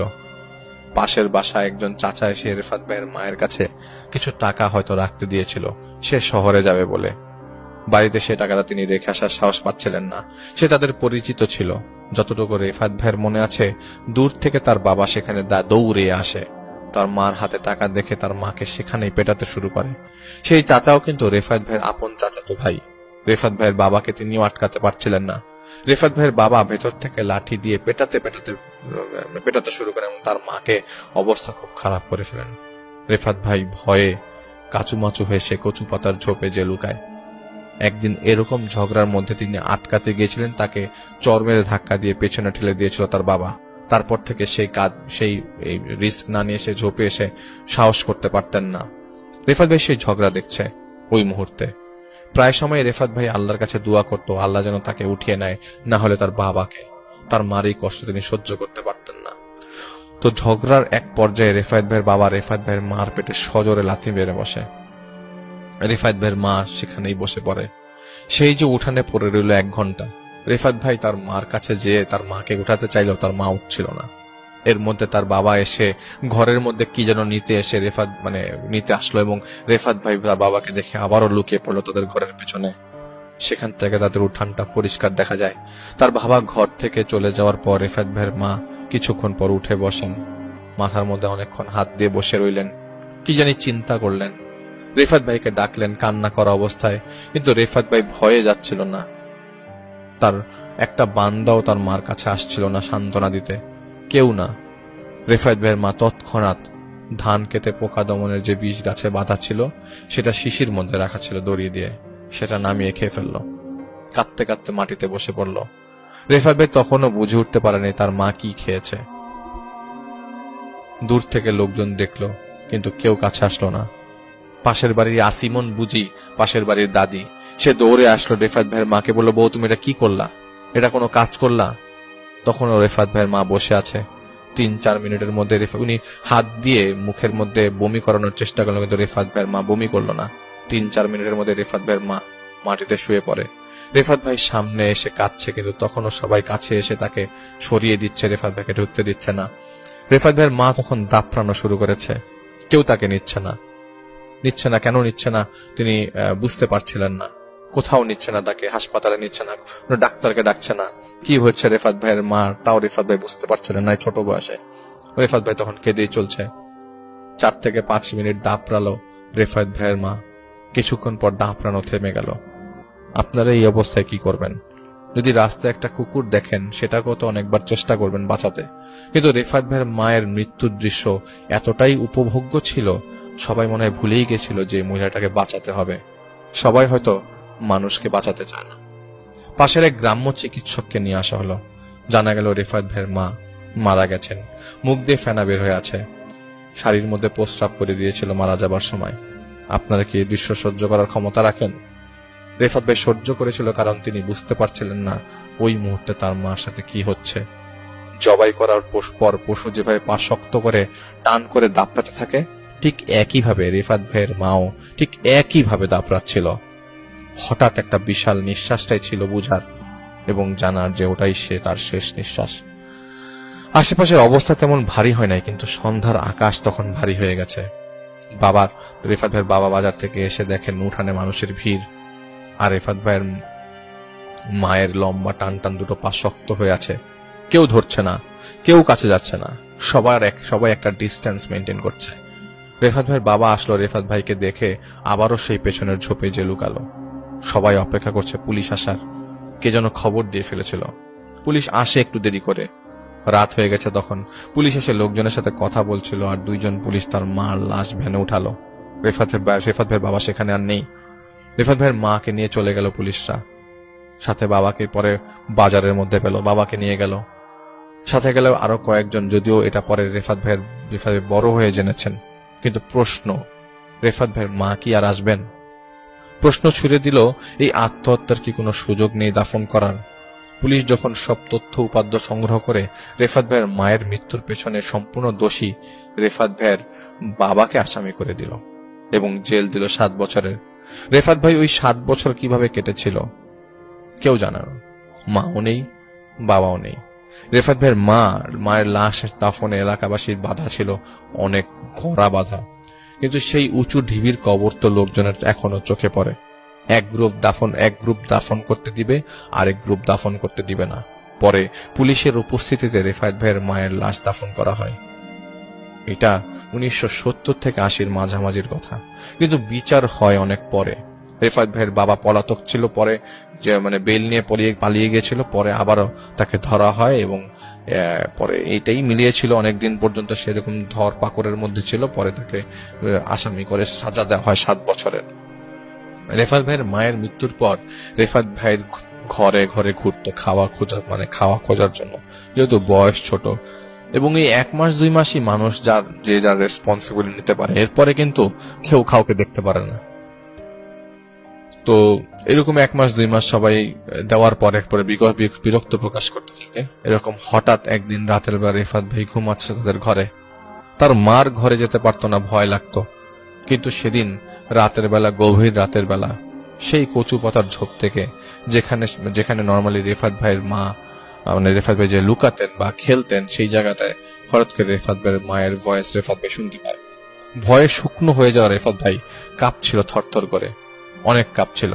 হঠাৎ রেফাত ভাই সেই ডাকের মধ্যে একটা আদরের স্বর শুনতে পায়, আয় বাবা আমার কাছে, আয় বাবা আমার কাছে আয়, তুই ভয় পাইস না, আয় না আমার কাছে, তোর মায়ের কত কষ্ট তোকে ছাড়া থাকার। রেফাত ভাই এক প্রকার মায়ার টানে দরজা খুলে বের হয়ে যায়, দেখে কচু পাতার ঝোপে কেউ নাই। কচু পাতার ঝোপের এক কর্নারে, যেটা পূর্ব দিকে গেছে, একটু ঢালু, সেখানে একটা বড় জাম গাছ আছে। সেই গাছের মধ্যে মনে হচ্ছিল টর্নেডো হচ্ছে। রেফাত ভাই কিছু দেখতে পাচ্ছে না, রেফাত ভাই শুধু আল্লাহ আল্লাহ করছিল। রেফাত ভাই তখনও তার মায়ের ডাক শুনতে পাচ্ছিল। তিনি এক দৌড়ে ঘরের দরজা লাগিয়ে মাঝের ঘরে বসে কাঁপতে থাকে। তিনি পরিষ্কার দেখতে পান তার মা তার ঘরের মধ্যে মাটির ফ্লোর, তখন সেই ঘরটা তখনও পাকা হয়নি, সেই ফ্লোরে বসে আছেন আর তাকে হাসি দিয়ে ইশারা দিয়ে ডাকছেন। সেই ঘরে কিন্তু আলো নাই, অন্ধকার সেই ঘর, কিন্তু তিনি পরিষ্কার দেখতে পাচ্ছেন। তিনি কাঁপতে কাঁপতে, শরীর কাঁপতে কাঁপতে সেই ঘরে যান। তিনি দেখেন সেই ঘর আলোয় আলোকিত, কিন্তু কোনো কুপি নেই, কিচ্ছু নেই। তার মা তাকে বলতে থাকে, আমাকে তুই চিনিস না, তোকে আমি চিনি, সেই কচু পাতার ঝোপে তোকে আমি অনেকবার দেখেছি। শোন, চলে যাইস না, দাঁড়া, আজ সকাল থেকে কিছু খাস নাই, এটা খেয়ে নে। এই বলে সে তাদের জানালা দিয়ে কেমন একটা আভা হয়ে বের হয়ে যায়। আর অন্ধকার ঘরে কিছু দেখতে পাচ্ছিল না রেফাত ভাই। রেফাত ভাই দেখে তার মুখ দিয়ে রক্ত বেরোচ্ছে। যাওয়ার সময় সে তার মায়ের সেই মা রূপী ভয়েসটা বলতে লাগছিল যে, আমি আবার আসব, তবে তোর কাছে আমি কবে আসবো জানি না, তুই ভয় পাইলে আমি আসব, তুই যদি ভয় না পাস তাহলে আমি আর আসবো না। তো সেদিন কুপি পাশের ঘর থেকে নিয়ে এসে দেখলো সাধারণ, উনি পাশের ঘর থেকে কুপি নিয়ে এসে দেখে যে এটা সাধারণ ফল টল, ঘর ভর্তি, রুমটা ফ্লোর ভর্তি ফল, এত এত ফল, যেমন তরমুজটা খাওয়ার পর মনে হলো এই স্বাদের তরমুজ পৃথিবীতে নেই। 3-4 দিন তিনি সেসব ফলমূল খেয়েছিল, এটা তার পরিষ্কার মনে আছে। সিজনের ফল ছিল সিজনের ফল যেমন ছিল, সিজন ছাড়াও ফল ছিল। তিনি এরপর থেকে সেই অবয়বকে আর দেখেন নাই, কিন্তু টিনের চালে মাল্টিপল শব্দ তিনি পেতেন। মনে হচ্ছিল 4-5 জন টিনের চালে কেউ জানে হাঁটছে। প্রায় সময় তার মায়ের ভয়েস গোয়াল ঘরের পেছন থেকে আসতো, অথবা ঘরের মধ্যে তার মায়ের হাঁটার উপস্থিতি লক্ষ্য করা যেত, কিন্তু দেখা যেত না। কিছুদিন পরপরই ফল, মিষ্টি এবং মাঠা পাওয়া যেত তার ঘরের মধ্যে। কে রেখে যেত, কখন রেখে যেত, রেফাত ভাইটা কখনো টের পায়নি। সেই সব খেয়ে থাকতো, তিনি কাউকে কিছু বলে নাই। এবং লোকজনও জিজ্ঞেস করতো, লোকজনের খারাপ হওয়ার লেভেলটা কতটুক খারাপ যে লোকজন জিজ্ঞেস করতো, কি রে কই খাস, এখন তো খাওয়া চাইতে আসস না, কারণ কি? লোকজন দিয়ে যেমন আনন্দ পায় এবং দেওয়ার সময় কথা শুনিয়েও আনন্দ পায়। এটা হচ্ছে আমাদের মানুষদের সবচেয়ে খারাপ হ্যাবিট। তো তিনি বলতো সে একটা সমিলে কাজ করে, সেখানে টাকা পায়, সেটা টাকায় খায়। যদিও মিথ্যা বলা যাবে, কিন্তু মিথ্যা বলা যাবে না, এই মুহূর্তে তাকে বলতে হয়েছে। তার সামনে তখন আর কেউ আসতো না। তবে রেফাত ভাইয়ের মনে হতো তার সাথে সাথে গাছে গাছে, পেছনে পেছনে কেউ চোখে চোখে তাকে রাখছে। রেফাত ভাই প্রায় সময় তার মায়ের কবরস্থানে কবর জিয়ারত করতে যেত, এবং যখনই বিকেলের সময় পেত, যখন বাচ্চারা খেলতো, আশেপাশের বাচ্চারা যখন মাঠ ভর্তি খেলাধুলা চলতো, তখন রেফাত ভাই বাচ্চাদের সাথে খেলতো না। সে তার মার কবরস্থানের পাশে এসে বসে থাকতো, মোস্ট অফ দ্য টাইম বসে থাকতো। সে তার মাকে খুঁজতো, আশেপাশে তাকাতো, কাউকে খুঁজে পেত না। রেফাত ভাইয়ের একটা ছোট্ট বন্ধু আছে, কিন্তু সেই বন্ধুর কথা রেফাত ভাইয়ের এখন আর মনে নাই, যে কোথায় আছে, কি করে না করে, রেফাত ভাইয়ের কোনো আইডিয়া নেই। তবে রেফাত ভাই এতটুকু বলেছে যে রেফাত ভাইয়ের সেই বন্ধুকে তিনি বলেছিল সে তার মাকে দেখতে পায়। তো সেই ছোট বন্ধু আর কি বলবে, তার সাথে কথা বলতে যে যতটুকু বলা যায় আর কি। ছোট মানুষ, তারা তো অত বেশি কিছু বলতে পারে না। তাও রেফাত ভাইয়ের এই মাঝখানে তার বাবা নাই, ইনকাম নাই, কিন্তু ঘর ভর্তি খাওয়া, এটাও তিনি তার বন্ধুকে বলেছিল ভুলে ভালে। কিন্তু তার বন্ধু তখন এটা বিশ্বাস করেনি, এবং তার মাঝে মধ্যে তার ওই যে আসিমন বুঝি তার বাসায় থাকতে আসতো, কিন্তু তার আসিমন বুঝি সবসময় থাকতে পারতো না, কারণ তাদের বাসাও তাকে থাকতে হতো। তো দেখা যেত এত বড় ঘরে রেফাত ভাই একাই ঘুমাতো, এবং লোকজনও খুব অবাক হয়ে বলা বলি করতে ছিল এটা একা কিভাবে থাকে। এবং প্রায় সময় মাঝে মধ্যে রেফাত ভাই সেই ভয়েস শুনে প্রায় সময় দেখা যেত যে ও বাড়ি থেকে প্রায় 2-3 কিলোমিটার দূরে রাতে 1টা-2টায় চলে যেত, এবং যখনই যেত তার কাছে মনে হতো তার পাশে কেউ আছে, সে একা নাই। একটা সময় এটা সাহসে পরিণত হয় এবং এটা সাহস হয়ে যায় তার একটা পর্যায়ে। তো একদিন ঘরের মধ্যে, তার মায়ের ঘরে সন্ধ্যার আলো দেওয়ার আগেই অনেক আলো, তখন রিফাত ভাইয়ের বয়স 17 বছর। এটা তার বাবার জেল থেকে ছাড়া পাওয়ার 1 বছর আগের ঘটনা। তিনি সেই রুমে যান এবং দেখেন সেই ঘরের চকির উপরে একজন মানুষ শুয়ে আছে। সেই মানুষটাকে গোসল করানো হচ্ছে। সেই মানুষটার পাশেই কাফনের কাপড়, গোলাপ জল, সুরমার একটা সুন্দর দানি। ওই দানিটা এত সুন্দর যে সেটা স্বর্ণের তৈরি এরকম মনে হচ্ছিল, কিন্তু মানুষটা যে শুয়ে আছে এটা কে সেটা বোঝা যাচ্ছিল না। কিন্তু ঘরের মধ্যে তখন 7টা অবয়ব। রেফাত ভাই তেমন ভয় পাচ্ছিল না, কারণ এতদিন যাবৎ আকাশে থেকে যেসব খাওয়া এসেছে, এটা তার মনের কথা বলছি, রেফাত ভাই অভুক্ত ছিল না কখনো, কিন্তু বুঝতে পারছিল যে তারা তাকে চোখে চোখে রাখে, তারা কিছু বলতে চায়। এবং রেফাত ভাইয়ের কখনো কোনো লোভ ছিল না যে এটা আমার ওটা দরকার, আমার ওটা দরকার। ওনারা যা রেখে যেত রেফাত ভাই তাই খেত। তিনি চুপচাপ বসে রইলেন, দেখছিলেন কি হয়। তারা লাশটাকে মুড়ায় কাফনের কাপড়ে এবং একটা নিউজ দিয়ে যায়, বলে এই বাড়িতে একজনের মৃত্যু খুব দ্রুতই হবে। এই মৃত্যু হওয়াটা স্বাভাবিক, তবে যার মৃত্যু হবে সেই পরিবারের ধ্বংসের জন্য দায়ী। ঠিক 7 দিনের মাথায় রেফাত ভাইয়ের চাচা রেফাত ভাইয়ের জমি চাষ করছিল, রেফাত ভাইয়ের জমি চাষ করছিল, এবং তিনি যখন কখনো সাহায্যের জন্য এগিয়ে আসেনি, বরং সম্পত্তির কি হবে এই নিয়ে চিন্তা করছিল সবসময়, তিনি হঠাৎ মারা যায়। তখন 1979 অথবা 1980 সাল সম্ভবত। রেফাত ভাইকে মাঝে কোরআন দিয়ে যায় তারা, এবং এই কোরআন শরীফটা দিয়ে যায়, ছোট্ট একটা কোরআন শরীফ দিয়ে যায়। সেটা দিয়ে যায় রেফাত ভাইয়ের মায়ের কবরস্থান থেকে 20 ফিট দূরত্বে একটা গাছের নিচে, এবং সেখানে বলে তুমি সেখানে একটা কোরআন শরীফ পাবা। রেফাত ভাইয়ের 19 বছর বয়স, তখন তার বাবা ছাড়া, তখন অলরেডি তার বাবা ছাড়া পেয়ে গেছে। রেফাত ভাই আলাদা ঘর করে থাকে, সে তার বাবার সাথে থাকে না। তো ওই যে কোরআন শরীফ পাওয়ার পর রেফাত ভাইয়ের মধ্যে একটা নামাজের একটা প্রেশার চলে আসে। তার মনে হয় যে নামাজ পড়তে হবে, নামাজ শুরু করে দেয় এবং সে অনেক নামাজ পড়ে। রেফাত ভাই একের পর এক আমলে নেমে যায়, নতুন নতুন আমল যুক্ত করে তার খাতায়। আর তিনি দেখতে শুরু করেন একজন একজন করে 7 জন উস্তাদকে। তাদের সাথে আস্তে আস্তে তিনি কথাবার্তায় আবদ্ধ হতে থাকেন। এটা হতে মিনিমাম 8 থেকে 9 বছর সময় লেগেছে। তবে তারা একটা দূরত্ব বজায় রেখে তার সাথে কথা বলে। তাদের ভয়েস তিনি শুনতে পান, কখনো কানে, আবার কখনো হাতে, কখনো কখনো হাতে লিখে। 17 বছর থাকা অবস্থায় সকালে মসজিদে যে তিনি অলরেডি পুরান শিক্ষা নিয়ে ফেলেন। তো ডিপ্রেশনের মাঝে মাঝে কাউকে তিনি তেমন একটা সহ্য করতে পারেন না। ডিপ্রেশন যখন ধরেন তখন কাউকে তার ভালো লাগে না। এই ডিপ্রেশনটার জন্ম তার মা তাকে দেন, এটা তার ধারণা। তিনি প্রায় সময় তার মাকে স্বপ্নের মধ্যে দেখেন, আবার কখনো কখনো সামনে দেখেন। কিছুদিন আগে বলতে এই মারা যাওয়ার পরে যখন তিনি এই ওস্তাদের কথাবার্তা শুনে বিভিন্ন রকমের আমল করে, বিভিন্ন রকমের মানুষের প্রবলেম সলভ করতে যেত, তারই এমন একটা সলভ করতে যাচ্ছিল বিশাল বড় স্টিমারে করে ঢাকা থেকে ভোলা। সেই ভোলা যাওয়ার পথে তিনি আসলে মানুষের সাথে দূর একটা ডিস্টেন্স মেনটেন করেন সব সময়। সে ভোলা যাবার পথে তিনি ফেরির ভিতরে তিনি একজন মহিলাকে দেখতে পাচ্ছিলেন এবং দূর থেকে দেখতে পাচ্ছিলেন এটা তার মা। কিন্তু তার বয়স যতই বাড়ছিল তিনি ততই কিন্তু বুঝতে পারছিলেন যে তার মায়ের চেহারা তিনি ভুলে যাচ্ছেন। এখন যখনই কোনো অবয়ব দেখেন তখনই তার মনে হচ্ছে এটাই তো আমার মা, এটাই তোমার মা, এটাই তোমার মা।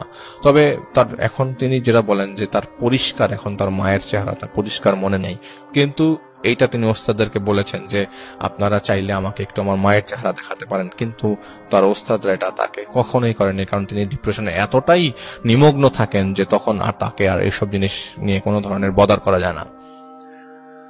সে মাঝে মধ্যে তার মাকে খুঁজে, খালি ক্ষেতের মধ্যে খুঁজে, তার মা তাকে খুঁজছে কিন্তু দেখছে না, কিন্তু সে তার মাকে দেখছে, ও ডাকাডাকি করছে কিন্তু তার মা শুনছে না, এরকম জিনিস দেখেন।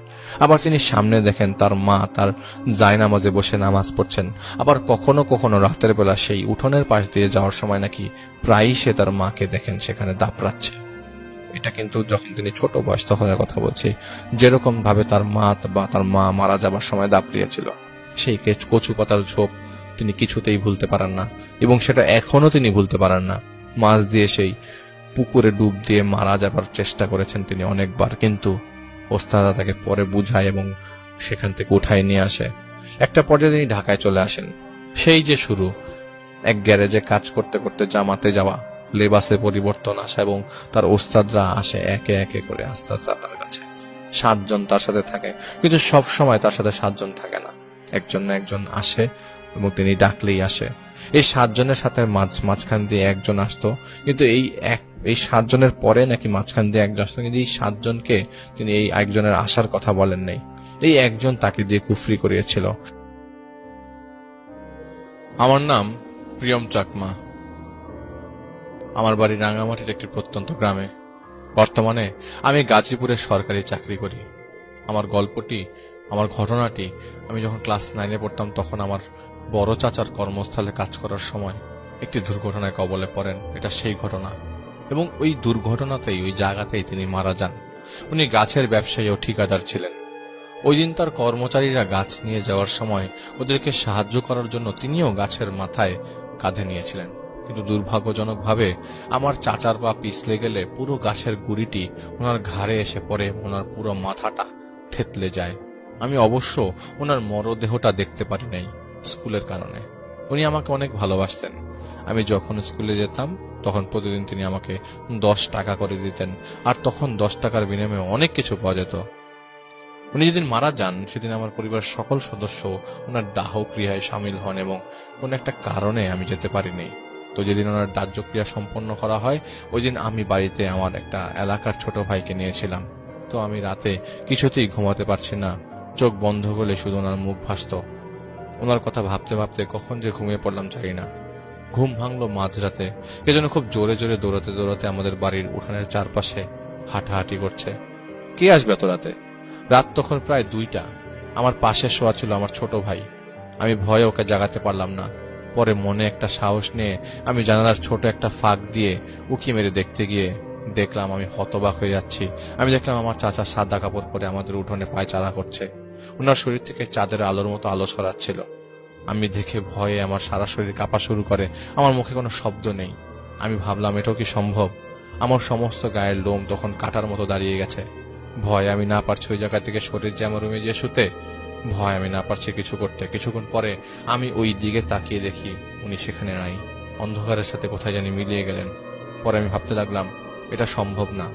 মনকে সান্ত্বনা দিতে লাগলাম এই ভেবে যে উনি একজন ধার্মিক ও ভালো লোক ছিলেন, হয়তো আমাকে অনেক ভালোবাসতেন বলে তিনি আমার সাথে শেষ দেখা করতে এসেছিলেন। পরে আমি আমার পরিবারের লোকজনের কাছে ব্যাপারটা বলি। ওনারা বলেন যে উনি খুব ভালোবাসতেন তোকে, হয়তোবা সেজন্য শেষ দেখা করতে এসেছিল। যাই হোক, এই ঘটনা আমি বিশ্বাস করতাম না, কিন্তু ঘটে যাওয়ার পর আর কিছু জিনিসের বৈজ্ঞানিক ব্যাখ্যা দেওয়া সম্ভব না।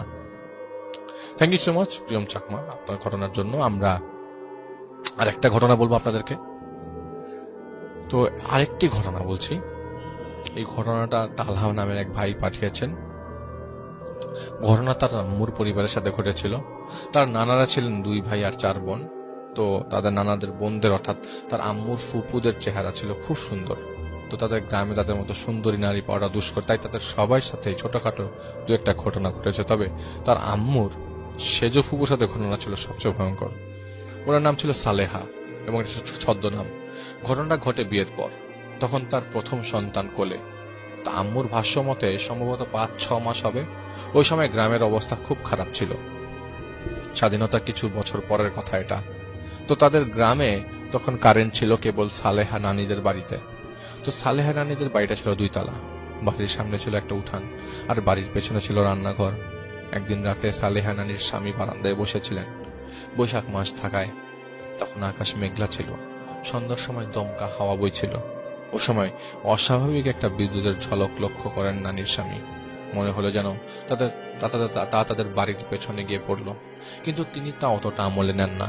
তাছাড়া সেই আমলে তিনি যথেষ্ট শিক্ষিত ছিলেন বলে কুসংস্কার একদমই সহ্য করতে পারতেন না। বেশ কিছুক্ষণ পর তার পানির পিপাসা পায়। তিনি স্বাভাবিকভাবে সালেহা নানির কাছে পানি চাইলেন, কিন্তু কোনো সাড়া পেলেন না। বারবার ডাকার পরও কোনো সাড়া না পেয়ে সে নিজেই পানি খেলেন। আমার মামা মানে সালেহা নানির শিশুটি দোতলায় কান্না করছিল। এটা শুনে ওই নানু দোতলায় যান। মামাকে কোলে নিয়ে সারা ঘরে সালেহা নানিকে খুঁজলেন, জোরে জোরে তাকে ডাকলেন, কিন্তু কোথাও নেই। আশেপাশের বাড়ি খোঁজ দিলেন, সেখানেও নেই। এরপরে মুহূর্তেই সারা গ্রাম জেনে গেল। সবাই মিলে খোঁজাখুঁজি শুরু করলো, কিন্তু কোথাও নেই। নানু কান্নাকাটি শুরু করে দিল। পুলিশে খবর দিলেন। এমনকি এক সময় একজন বলে উঠল সালেহা নানি নাকি রান্নাঘরের উপরের টিনে অজ্ঞান হয়ে গেছেন, অথচ তারা ঘরের উপরের কোনো ঘরের মধ্যে খুঁজছিলেন, কোথাও তার নানিকে পায় নাই।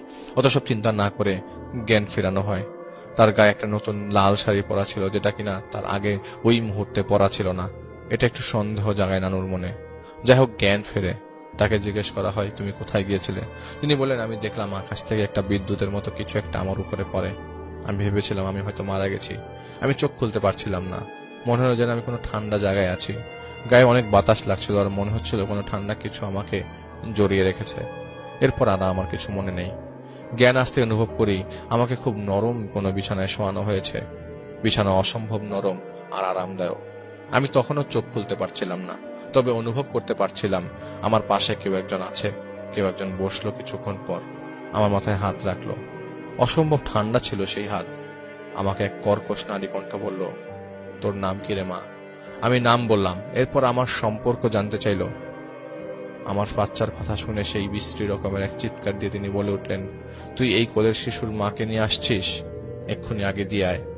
এটা বলার পর আমি অনুভব করলাম আমাকে কিছু একটা পড়ানো হচ্ছে। তারপর আর কিছু মনে নেই। এই ঘটনার পর থেকে তাকে ওঝা ডেকে তাবিজ দেওয়া হয় এবং এরপর থেকে তিনি আর তেমন কিছু ফেস করেন নাই। এটার ঘটনা ঘটেছিল তাদের খুলনার একটা জায়গায় এবং সেটা তিনি চেষ্টা করেছেন বলতে। Thank you so much. এবং আপনারা সবাই সিট বেল্ট বেঁধে ফেলুন এবং আশা করছি আপনাদের কাছে এই ঘটনাটাও ভালো লাগবে। তো যারা যারা যারা এই মুহূর্তে আমাদের সাথে আছেন তারা সবাই লাইট বন্ধ করে ফেলুন এবং সব কনসেন্ট্রেশন এই ঘটনার মধ্যে দিন। এটা আমার রিকোয়েস্ট থাকছে আপনাদের কাছে। বুকের ভেতরটাই কেমন যেন করছিল, তা বোঝানোর ভাষা আমার নেই। এদিকে তুষারের বাবা পশুর মতো আচরণ করছিলেন। ঠিক তখনই ধুম করে একটা শব্দ হলো। আমি আমার কানে শুনতে পেলাম আমির সাহেব বলছে, ভেতরে যাও, অঘটন ঘটিয়ে দিয়েছে জানোয়ারটা, আমরা দেখছি ওকে। এটা শোনার পর আমি টের পেলাম তুষারের বাবা দৌড় দিয়ে চলে যাচ্ছেন আর তার পেছু নিয়েছেন আমির সাহেব। কিন্তু আসলে নার্ভাসনেসের কারণে আমি অক্ষম হয়ে গেছিলাম। হাঁটু গেড়ে বসে পড়েছিলাম। কানে শুনতে পাচ্ছিলাম তুষারদের ঘর থেকে কান্নাকাটি, হট্টগোলের শব্দ, আর আমার পেছন থেকে বেশ কয়েকটা টর্চের আলো এসে পড়ছিল। কোনো মতে উঠে দাঁড়াতেই জানতে পারি তুষারের মা হঠাৎ জ্ঞান হারিয়ে পড়ে গেছেন। সে অবস্থায় কোনোভাবে সবাই মিলে তাকে কাছের এক হাসপাতালে নিয়ে গেলাম। সেখানে ডাক্তাররা চিকিৎসা করছিলেন আর রাত তখন 10টা। রাত 1টার দিকে জানতে পারা যায় তুষারের মার ব্রেন স্ট্রোক হয়েছে। আমি অপেক্ষায় ছিলাম আমির সাহেবের, কিন্তু তিনি সাড়া দেন নাই। তখন রাত 4টার দিকে তুষার আমার কাছে আসেন। আমরা বাইরে বসা ছিলাম। তখন আমি বলি, আপনারা কি জানেন কিছু? তখন তুষার বলে, ভাই, আব্বা সব কিছু বলছিল। আব্বা নামাজ কালাম করতো না। কেনিয়া থেকে ফেরার পর তাকে থেকে নামাজ কালাম শুরু করলো। আর একদিন আমাকে ডেকে এনে পাশে বসে বলল, দেখ, তোকে কিছু কথা বলবো বাবা, বিপদে পড়তে পারি আমি, তাও মন দিয়ে শুন। সেদিন আব্বার কথা শুনে আমি ঠাট্টা করে উড়িয়ে দিয়েছিলাম ভাই, কিন্তু আজ দেখেন কি পরিণতি হলো আমাদের। আমি তাকে বলি, কি বলেছিলেন উনি? তখন তুষার আমাকে বলেন সবকিছু যা যা হয়েছে ওনার সাথে। তুষারের বাবার নাম রমিজউদ্দিন। তিনি একজন বিদেশি একটি এনজিওর সাথে জড়িত ছিলেন। এনজিওর কাজে উনি কেনিয়া যান 2013 সালে। সেখানে মোম্বাসায় তিনি তার এনজিওর হয়ে কাজ করতে লাগলেন। সেখানে তাকে প্রায় 7-8 মাস থাকতে হতো। তিনি তার কাজ করতে করতে বেশ কয়েকজন স্থানীয় লোকের সাথে বেশ ভালো খাতির জমিয়ে ফেলেন। একদিন তিনি ফিরছিলেন তার হোটেলের দিকে। তখন তার পরিচিত এক কেনিয়ানকে দেখেন হাতে করে কি জানি নিয়ে পাশের এক ভবনে দৌড় দিয়ে যাচ্ছে, আর সেখান থেকে মানুষের হট্টগোলের শব্দ আসছে। তিনি সেখানে যে দেখতে পারেন একজন যাজক একজন 12-13 বছর বয়সী ছেলেকে ঝাড়ফুঁক করছেন, আর সেই ছেলে টকবক করছিল মাটিতে পড়ে থেকে। আর দেখতে দেখতে সেই ছেলেটা মারা যায়। তুষারের বাবাকে সেখানে দেখতে পেয়ে তার সেই পরিচিত কেনিয়ান অনেকটা তেড়ে আসে, তাকে বের করে আসে, বলে তারপর এরপর সে যেন এখানে না আসে, এবং এটা কারণ এখানে যা হয়েছে তা সে বুঝবে না কেন হয়েছে, এটা তাকে এখান থেকে সরিয়ে দিচ্ছে। তিনি সেই কেনিয়ানকে বলেন, আগে বলো কি হয়েছে, না হলে আমি যাব না। তখন সে কেনিয়ান বলে যে, তুমি আগে হোটেলে যাও, সন্ধ্যায় তোমাকে আমি বলবো সব। আর অনেক অনুরোধ করতে থাকে বিদায় ওর বাবা হোটেলে ফিরে যায়। সন্ধ্যায় সেই কেনিয়ান তাকে বলে, যেই ছেলেটাকে তুমি দেখেছো মরতে, সেই ছেলেটাকে ওড়িশা দেবতা হত্যা করেছে। সেই ছেলেটা শহর থেকে দূরের এক বনের নিয়ম না মেনে ওড়িশা দেবতার সীমারেখার ভেতরে ঢুকে ওড়িশাকে অমান্য করে বেয়াদবি করেছে, তাই ওকে সে মেরে ফেলেছে। তো এখন যদি 3 দিন বয়সের বাচ্চাকে যদি বলি না দেওয়া হয়, তাহলে ওড়িশা এক এক করে সবার সন্তানকে নিয়ে যাবে। তুমি বিদেশি, তুমি বুঝবে না, তাই তুমি তোমার কাজ করো। তুষারের বাবা জানতে চান ওড়িশাকে। তো সেই কেনিয়ান বলেন, ওড়িশাকে আমরা দেবতা মানি, আমাদের পূর্বপুরুষ যারা আদিবাসী ছিল তারা ওর পূজা করত। যাই হোক, তুমি ভেবো না। সেই কেনিয়ান বের হতে যাবে, তখন তুষারের বাবা জিজ্ঞেস করেন, এখন তাহলে কি করবে তোমরা? তখন সেই কেনিয়ান বলে, যা করার তা করতে হবে, তাও 3 দিনের মধ্যে। এটা বলে সেই কেনিয়ান বের হয়ে চলে যায়। তো পরদিন প্রায় বেশ রাত করেই ফিরছিলেন গাড়িতে করে। তিনি গাড়ির সামনের দিকেই বসা ছিলেন। হুট করে তার ড্রাইভার হার্ট ব্রেক করে। সিট বেল্টের কারণে তার তেমন কোনো ক্ষতি হয় না, আর তার ড্রাইভার গাড়ির দরজা খুলে উল্টো দিকে দৌড় দিল কিছু না বলেই। তিনি সামনের দিকে তাকিয়ে দেখতে পান পাশের পার্কিং এর দিকে প্রায় 8 ফিট লম্বা আলখেলা পরা মাথা ঢাকা একটা অবয়ব দাঁড়িয়ে আছে, একটা বড় ছুরি হাতে নিয়ে। আর তার পায়ের দিকে একটা মানুষ পড়ে আছে, যার চারপাশ থেকে তাজা রক্ত সে রাস্তায় পাশে পার্কিং এর চারপাশে ছড়িয়ে পড়ছিল। তখন তিনি আতঙ্কে সিট বেল্ট খুলে বের হতে হতেই দেখতে পান কোনো কিছুই নেই, সবকিছুই উধাও। না আছে মানুষের লাশ, না আছে এমন কেউ যার হাতে বড় ছুরি। এবার তিনি গাড়ির দিকে তাকিয়ে দেখতে পান গাড়ির সামনে দিক দুমড়ে মুচড়ে গেছে। তিনি অবাক হলেন, কারণ হার্ট ব্রেক এখানেই করেছিল সেই ড্রাইভার, আর গাড়িটা ঘুরেও নি। এখন এখানে ফাঁকা রাস্তায় এমন কিসের সাথে দাঁড়িয়ে ধাক্কা লেগে এমন হলো তিনি বুঝতেই পারলেন না। হতভম্ব হয়ে সেভাবেই তার হোটেলে ফিরে যান, আর তার এনজিওকে গাড়ির ব্যাপারে কেবল জানান। তিনি ভাবতে লাগলেন যে কি দেখলেন তিনি, আর কিভাবে মানে এটা করায় গাড়িটার এই হাল হলো। সেই রাতে তিনি ঘুমিয়েছিলেন। ঘুমের মধ্যে তিনি দেখতে পান কালো একদম কুচকুচে একটা সাপ, যা মানুষের হাতের মতো মোটা। সেই সাপটা সেই ছেলেটাকে গিলছে যেই ছেলেটা সেদিন তার চোখের সামনে ছটফট করে মারা যায়। তিনি দেখতে পান সেই মুহূর্তেই সেই গাড়িটা, সেই সাপ তার দিকে এগিয়ে আসছিল, যেই গাড়িতে করে তিনি আসছিলেন, এবং তিনি নিজেকেই গাড়ির সামনের দিকে বসে থাকা অবস্থায় দেখতে পাচ্ছিলেন। তো আর সেই গাড়িটা সেই সাপটার উপর দিয়ে যাওয়ার সময় সাপটা সরে যায়, আর সেই মৃত ছেলেটার শরীরের উপর দিয়ে চলে যায়। ছেলেটার শরীর দিয়ে ফিনকি দিয়ে রক্ত পড়ছিল, আর তিনি দেখতে পান ধীরে ধীরে একটা বড় কালো সাপ, লম্বায় 6 থেকে 7 ফুটের, অনেকটা লেজে ভর দিয়ে ঢুলতে ঢুলতে সেই ছেলেটার দিকে যাচ্ছে দাঁড়ানো ভঙ্গিতে। সাপটা এমন ভাবে দুলছিল যা দেখে মনে হবে যেন মোহে আবিষ্ট হয়ে আছে, আর সেই মুহূর্তে সেই সাপের সাথে ওনার চোখাচোখি হয়ে যায়। সাপটা মুখ হা করে হিস হিসিয়ে দ্রুত বেগে তার দিকে ছুটে এসে তাকে একটা ছোবল দেয়, আর সাথে সাথে তার ঘুম ভেঙে যায়। তিনি ঘামছিলেন, ভয় পেয়ে গিয়েছিলেন। তিনি উঠে পানি খেতে যাচ্ছিলেন, তখন তিনি একটা শব্দ শুনতে পান পাশের স্টাডি রুম থেকে। তিনি সেখানে যেয়ে দেখতে পান তিনি চেয়ারে বসে আছেন, সারা শরীরে রক্তের ছিটা, আর তার হাঁটুর কাছে হেলান দিয়ে পড়ে আছে সেই কেনিয়ান ড্রাইভার যে গাড়ি রেখে পালিয়ে গিয়েছিলেন। তিনি দেখছিলেন যিনি নিজেই ছোট্ট একটা ছুরি দিয়ে আঁচড় কাটছিলেন সেই কেনিয়ান লোকটার বুকে। সেই সময় তার সাথে তার মতো দেখতে লোকটা তার সাথে চোখাচোখি হয়ে যায়। তখন সেই লোক ছুরি দিয়ে তাকে গলাটা কেটে ফেলে, তার দিকে বসা অবস্থায় লাফ দিয়ে তেড়ে আসে, আর এবার সত্যি সত্যি ঘুম ভেঙে যায়। তিনি স্বপ্নের মধ্যে স্বপ্ন দেখছিলেন। এমন চরম বাজে এক অভিজ্ঞতার কারণে তার আর ঘুম আসছিল না, তাই তিনি তার হোটেলের নিচে নেমে পায়চারি করছিলেন। স্বপ্নের মধ্যে স্বপ্ন কিন্তু দেখছিলেন তিনি। আবারও বলি, ভাবছিলেন গতকাল তিনি দেখলেন ছেলেটা মারা গেল, আর আজ ঘন্টাখানেক আগে রাস্তায় যা ঘটলো, আর এখন তিনি স্বপ্নের মধ্যে স্বপ্ন দেখে যা দেখলেন, এসব কিছু কি এক সুতায় গাঁথা? এসব ভাবনায় আর তিনি ঘুম আসে নাই। সকালে তিনি তার সেই পূর্ব পরিচিত কেনিয়ানকে খুঁজতে শুরু করেন, যার নাম কেনানকে তিনি জিজ্ঞেস করেন সেদিন সত্যি করে বলতে কি হয়েছিল। তখন কেনান বলে যে তুমি বিশ্বাস করবে না। রুমিজউদ্দিন বলেন যে না, তুমি বলো, আমি শুনি। তখন কেনান বলে সেই ছেলেটাকে ওড়িশা ধরেছিল, ওড়িশাকে আমাদের দাদা পরদাদা দেবতা মানে। এখন চার্চের ফাদার এসে না বুঝে পানি ছিটিয়েছে আর পবিত্র করতে চেয়েছিল ছেলেটাকে, কিন্তু এতে ওড়িশা রেগে যেয়ে ছেলেটাকে মেরে ফেলেছে। এখন ওড়িশার রাগ কমাতে 3 দিন বয়সের বাচ্চার বলি দিতে হবে, না হলে সে কাউকে ছাড়বে না। তখন রমিজ সাহেব জিজ্ঞেস করেন, এটা কি করে সম্ভব? মাসুম শিশু বলি, এটা কেমন কথা? তখন কেনান তাকে বলে, দেখো এখানে কানা ঘোষা চলছে তোমাকে নিয়ে, আমাদের নিয়ে তুমি ভেবো না। আমার মনে হচ্ছে ওড়িশার নজর তোমার উপরই পড়েছে। আমি জেনেছি তোমার গাড়ির ড্রাইভার পালিয়ে গিয়েছিল। কেন জানো? সে আমাদের বলেছে সেই মারা যাওয়া লোকটার গাড়ি চলা অবস্থায় উপর থেকে এসে তোমার গাড়ির উপর পড়েছে। আর অদূরেই তো একটা মাম্বা, ব্ল্যাক মাম্বা সাপ ছিল। ওড়িশার প্রতীক হচ্ছে বাঘের মাথা ফোনা তোলা সাপ। এই জন্যই তোমার ড্রাইভার পালিয়ে গেছে, যাতে করে সে যেন বিপদে না পড়ে।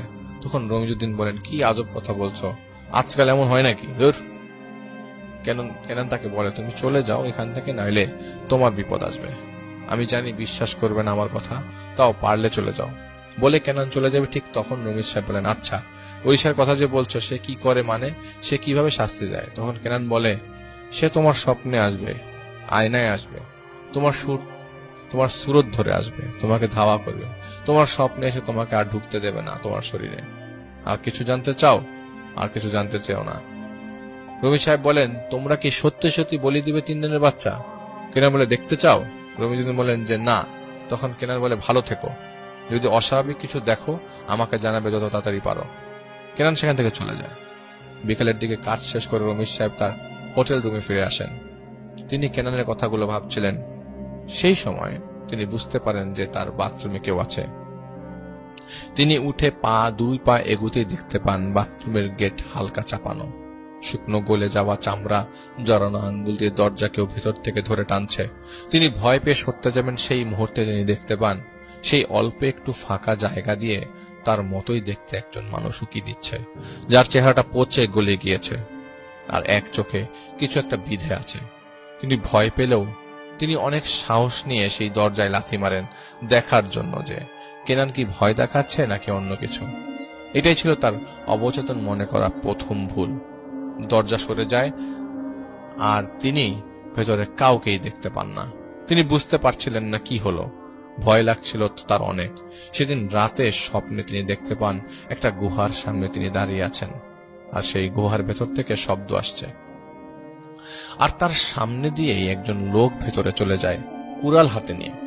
তিনি সেই গুহার ভেতরে ঢুকে দেখতে পান মোম সাজানো গোল করে, আর চারপাশ থেকে গম গম শব্দ মোহময় সুরধ্বনি ভেসে আসছিল। তিনি দেখতে পান সেই লোক যে তার সামনে দিয়ে এই গুহায় ঢুকছে, সেই লোক মোমের আগুন জ্বালিয়ে দিয়ে মাথা ঝুঁকিয়ে রইল একটা গোল পাথরের সাথে। এদিকে চারপাশ থেকে গম গম করে শব্দ আসাটা বেড়ে যেতে লাগলো। হঠাৎ সেই লোকটার পাশে কোথা থেকে সেই আলখেলা পরা সত্তাটা এসে পড়ে তাকে, যাকে তিনি রাস্তায় দেখেছিলেন বড় ছুরি হাতে। সাথে সাথে সেই ছুরি দিয়ে ঝুঁকে থাকা লোকটার মাথা তিনি বিচ্ছিন্ন করে ফেলে, সেই আলখেল্লা পরা জীবটা। আর পাগলের মতো উন্মত্ত হয়ে সেই মাথা বিচ্ছিন্ন লোকটির দেহকে ছিন্ন ভিন্ন করতে শুরু করলো, যার শরীর তখনও কাতরাচ্ছিল, আর তখনও বিচ্ছিন্ন হয়ে যাওয়া অংশ থেকে গলগলিয়ে রক্ত ঝরছিল। তার পেট চিরে এক এক করে অর্গান গুলো তুলে নিয়ে আলাদা আলাদা জারের ভেতরে হলুদাব পানির ভেতর রাখছিল। সে সময় ঘাড় ঘুরিয়ে তার দিকে তাকানো সেই আলখেলা পড়া জীবটি তখনই 2 হাত পা চার পায়ের জন্তুর মতো হিস হিস করতে করতে দৌড় দিয়ে আসতে থাকে তার দিকে, অনেকটা শূন্যে লাফিয়ে এসে তার গলায় বাঘের মতো করে থাবা দেয় সেই জীব। আর তখনই ব্যথায় তার ঘুম ভেঙে যায়। তিনি উঠে পড়েন, আর আয়নার সামনে যে দেখতে পান তার গলায় 3টা আঁচড়ের দাগ, যা থেকে রক্ত ঝরছে। তিনি গলায় কাপড় চেপে নিচে নেমে হোটেল স্টাফদের বলতে লাগলেন তার গলা কেটে গেছে, তাকে ডাক্তারের কাছে নিতে হবে। ডাক্তারের কাছে নেওয়ার পর নার্স তার গলায় চেপে রাখা কাপড় সরালে ভাবে দেখতে পায় যে তার গলা একদম ঠিক, কিছুই হয় না, অথচ তিনি যন্ত্রণায় কাতরাচ্ছিলেন। ডাক্তার ভালো করে পরীক্ষা করে বলেন যে কোনো ইনজুরি নেই, তার গলায় তার সবকিছু ঠিক আছে, একদম পারফেক্ট। এদিকে তার এনজিওর লোকজন সেখানে আসেন আর তার এই অবস্থা দেখে তাকে কয়েকদিন দেশ থেকে ঘুরে যেতে বলেন। তাই তিনি তার পরের দিন বাংলাদেশে ফিরে আসেন। দেশে ফেরার পর থেকে ওনার কানে সবসময় ফিস ফিস করার শব্দ আসতো, আর প্রায় সময় তিনি দেখতে পেতেন আক্রমণাত্মক ব্ল্যাক মাম্বা সাপ, কখনো ঝোপঝাড় থেকে, কখনো বিছানার নিচে, আবার কখনো কোনো কিছুর পাশ থেকে হুট করে বের হয়ে 3-4 হাত উচ্চতা নিয়ে তার দিকে তাকিয়ে হা করে হিস হিস করে তারপরেই এমন ভাবে আবার সেদিকে চলে যায় যেদিক থেকে এসেছিল সাপটা। যা দেখে তিনি আর সহ্য করতে না পেরে একজন হুজুরের কাছে যান। যেহেতু তিনি নামাজি ছিলেন না, তাই হুজুর তাকে নামাজ পড়ার পরামর্শ দেন। সেদিন রাতে তিনি স্বপ্নে দেখতে পান কেনান আর তার পাশে কয়েকজন লোক হেঁটে হেঁটে এগিয়ে যাচ্ছে উঁচু নিচু পথ ধরে জঙ্গলের ভেতরে কোথাও। সবার হাতে মশাল ছিল। তারা একটা জায়গায় যে থামে যেখানে একটা শতবর্ষীর চেয়ে বেশি বয়সের গাছ আছে, যার উপর এক ডাল থেকে শেকড়ে ঝুলে পড়ে আছে। তিনি দেখতে পান কেনান একদিকে দাঁড়িয়ে কি যেন করছিল, আর বাকি লোকজন একটা ছোট গামছার মতো কিছু একটা সেই গাছের নিকট রাখলো। আর তার চারপাশে কিছুটা দূরে সরে যে সবাই গোল হয়ে দাঁড়িয়ে রইল। একজন বয়স্ক আদিবাসী সম্প্রদায়ের আফ্রিকান লোক এসে হাঁটু গেড়ে মাথা নুয়ে কি যেন করছিল, আর তখনই সেই পুটলির চারপাশে গোলবৃত্তর মতো হয়ে আগুন জ্বলে উঠল। সেখানে উপস্থিত লোকেরা কি যেন বলতে শুরু করে।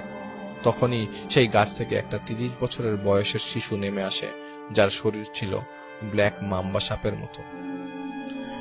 সে এসেই সেই গামছার মতো কাপড় সরিয়ে ফেলে সেখানে, এবং সেখানে ছিল সদ্য ভূমিষ্ঠ একটা শিশু।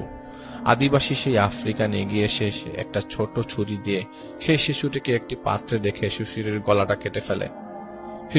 শিশুটি নিথর হয়ে গেল। সেই পাত্র 2 হাতে তুলে নিয়ে সেই 13 বছর বয়সী শিশুর সামনে হাঁটু গেড়ে বসে কি যেন বলতে লাগলো। সেই সময় সেই 13 বছরের শিশুটি নিজেদের কপালে লাগায়। শিশুটি ধীরে ধীরে মিলিয়ে যায় বাতাসে। এরপর কেনান সহ বাকি লোকেরা সেই শিশুর রক্ত হাতে নিয়ে নিজেদের কপালে লাগায়।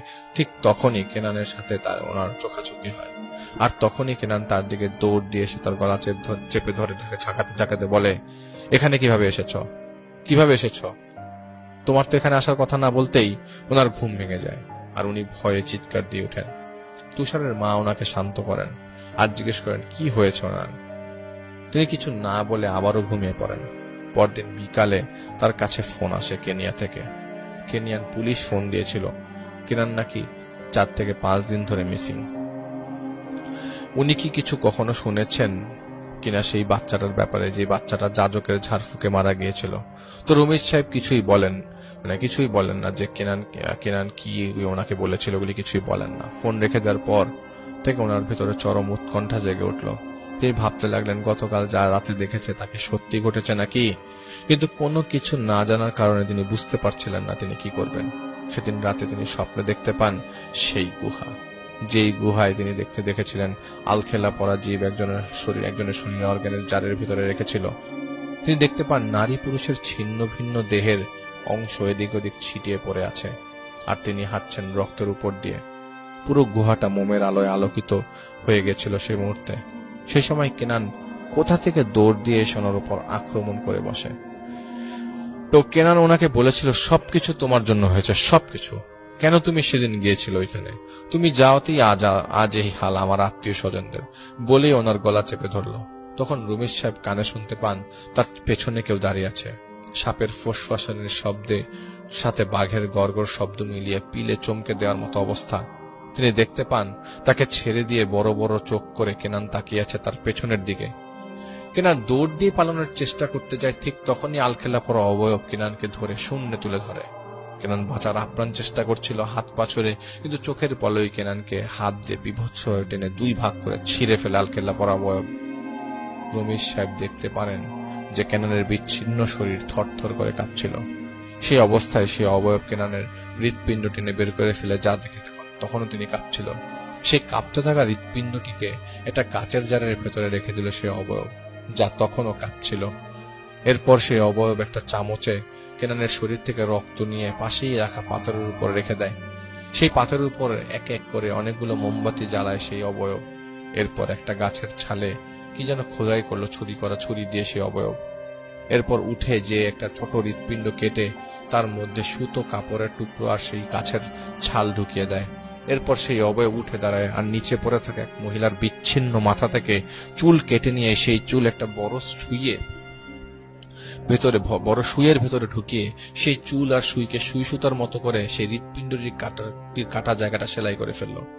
তো রমিজ সাহেব জাগতেই পারছিলেন না কোনোভাবে। তিনি দেখতে পান সেই অবয়ব তার দিকে এগিয়ে আসছে। এক হাতে ছুরি আর এক হাতে সেলাই করা হৃৎপিণ্ড। আর হুট করে সেই হৃৎপিণ্ড ছুরি গেঁথে ফেলে সে অবয়ব, যার কারণে তিনি ব্যথার চোটে চিৎকার দিয়ে এবার তিনি জেগে যান। আর তার নাক দিয়ে তখন রক্ত ঝরতে শুরু করে।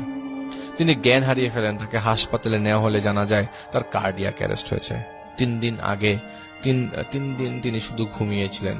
হাসপাতাল থেকে যেদিন তিনি ফিরে আসবেন তার আগের দিন রাতে তার ঘুম ভেঙে যায়। তিনি দেখতে পান সেই 13 বছরের সেই বাচ্চাটাকে, যার শরীরটা ব্ল্যাক মাম্বা সাপের মতো। সে তাকে উঠার ইশারা করে, আর তিনি পুতুলের মতো করে উঠে যান। কোথায় যাচ্ছেন তার পিছনে এটা তিনি বুঝতেই পারছিলেন না। হাঁটতে হাঁটতে তিনি হাসপাতালের কোথায় যাচ্ছিলেন তাও তিনি বুঝতে পারছিলেন না। সেই বাচ্চাটা একটা ঘরে ঢুকে যায়, আর তার পেছনে তিনি নিজেই ঢুকে যান। আর সেইটা ছিল লাশ রাখার ফ্রিজার। সেখানে ঠান্ডা ছিল পুরো পরিবেশ, কিন্তু তিনি দেখতে পান সাদা আলোয় আলোকিত সেই ঘর, আর সেইভাবে মাথা ঢাকা অবস্থায় আলখেলা পরে দাঁড়িয়ে আছে সেই অবয়ব। তিনি নিচে তাকিয়ে দেখতে পান গোল বৃত্তর মতো করে অনেকগুলো ব্ল্যাক মাম্বা সাপ আগ্রাসী ভঙ্গিতে ফনা তুলে দাঁড়িয়ে আছে, আর কোমরের চেয়েও বেশি উঁচু অবস্থায়। তিনি দেখতে পান সেই আলখোলা পরা অবয়ব একটা ফ্রিজার টেনে খুলে ফেলে, যার মধ্যে ছিল একটা 14 থেকে 15 বছর ছেলের লাশ। সেই লাশটা, সেই অবয়বটা তুলে মেঝেতে রাখে গোল করে ফেনা তুলে ঘিরে থাকা সাপগুলোর মধ্যে। আর সেই লাশ রাখার পর সামনে ছবল দিতে থাকে সেই সাপগুলো।